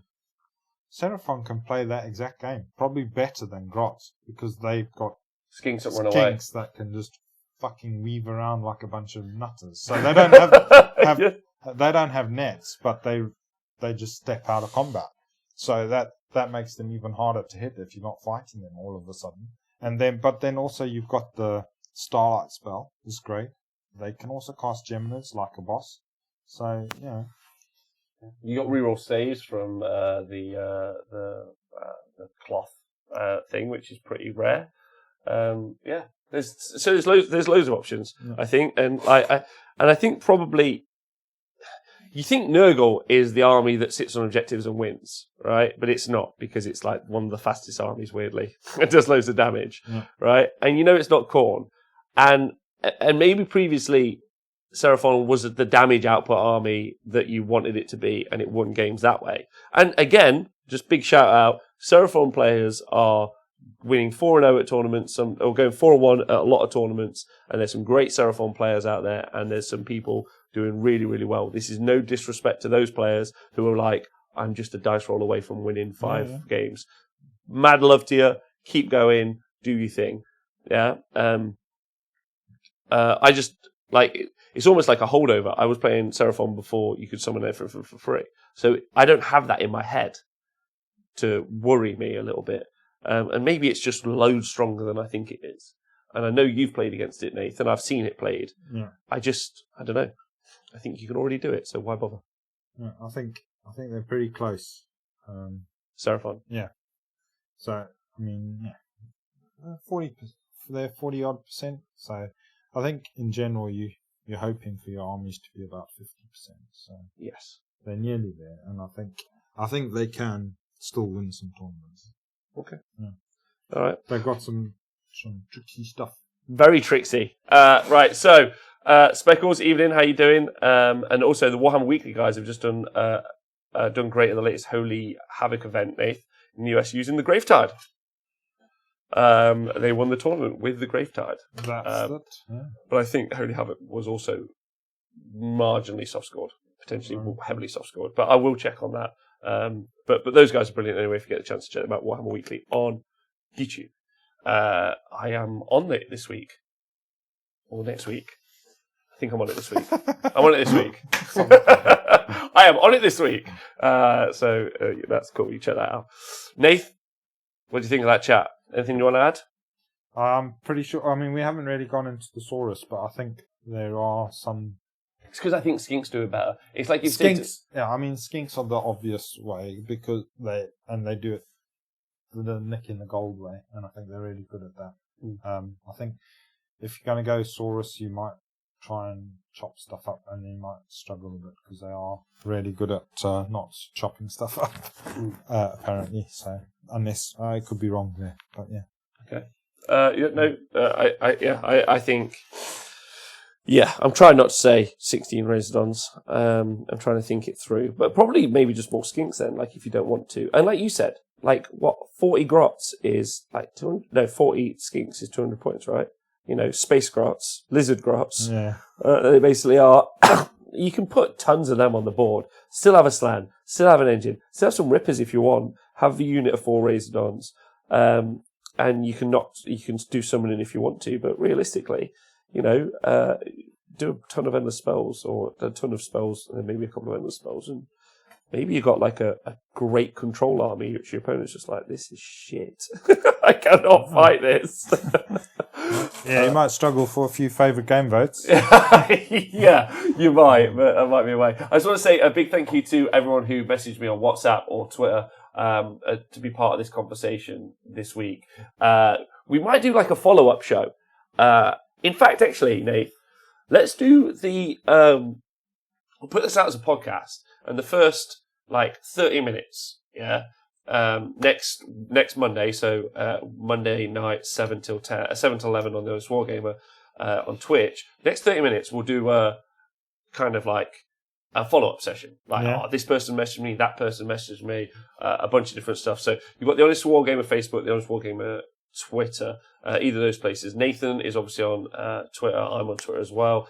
You've got our Facebook The Honest Wargaming Facebook. So that's a bunch of places to message us, really, which you should be able to. With thoughts and ideas. I know there's a Seraphon WhatsApp group. I'm going to drop that in there. All Hail the Blot Toad. And those guys, hopefully this kicks off a really interesting conversation in there. Try and put it on the Facebook group or something as well. But yeah, we'll just have a follow-up. Just be like, okay, a bunch of people have reached out to us, and we'll just read them out. And we'll just like, that's a cool idea. We hadn't thought about that. Just so they can be part of the conversation. And then hopefully jam them together as a show. People around the world will be like, oh, I've learned 2 guys just really like skinks. Just like stuff. Things that can nick gold. And then Hidden Dream says, I would love to see a general AOS tactics series, which is basically every show we do. Yeah.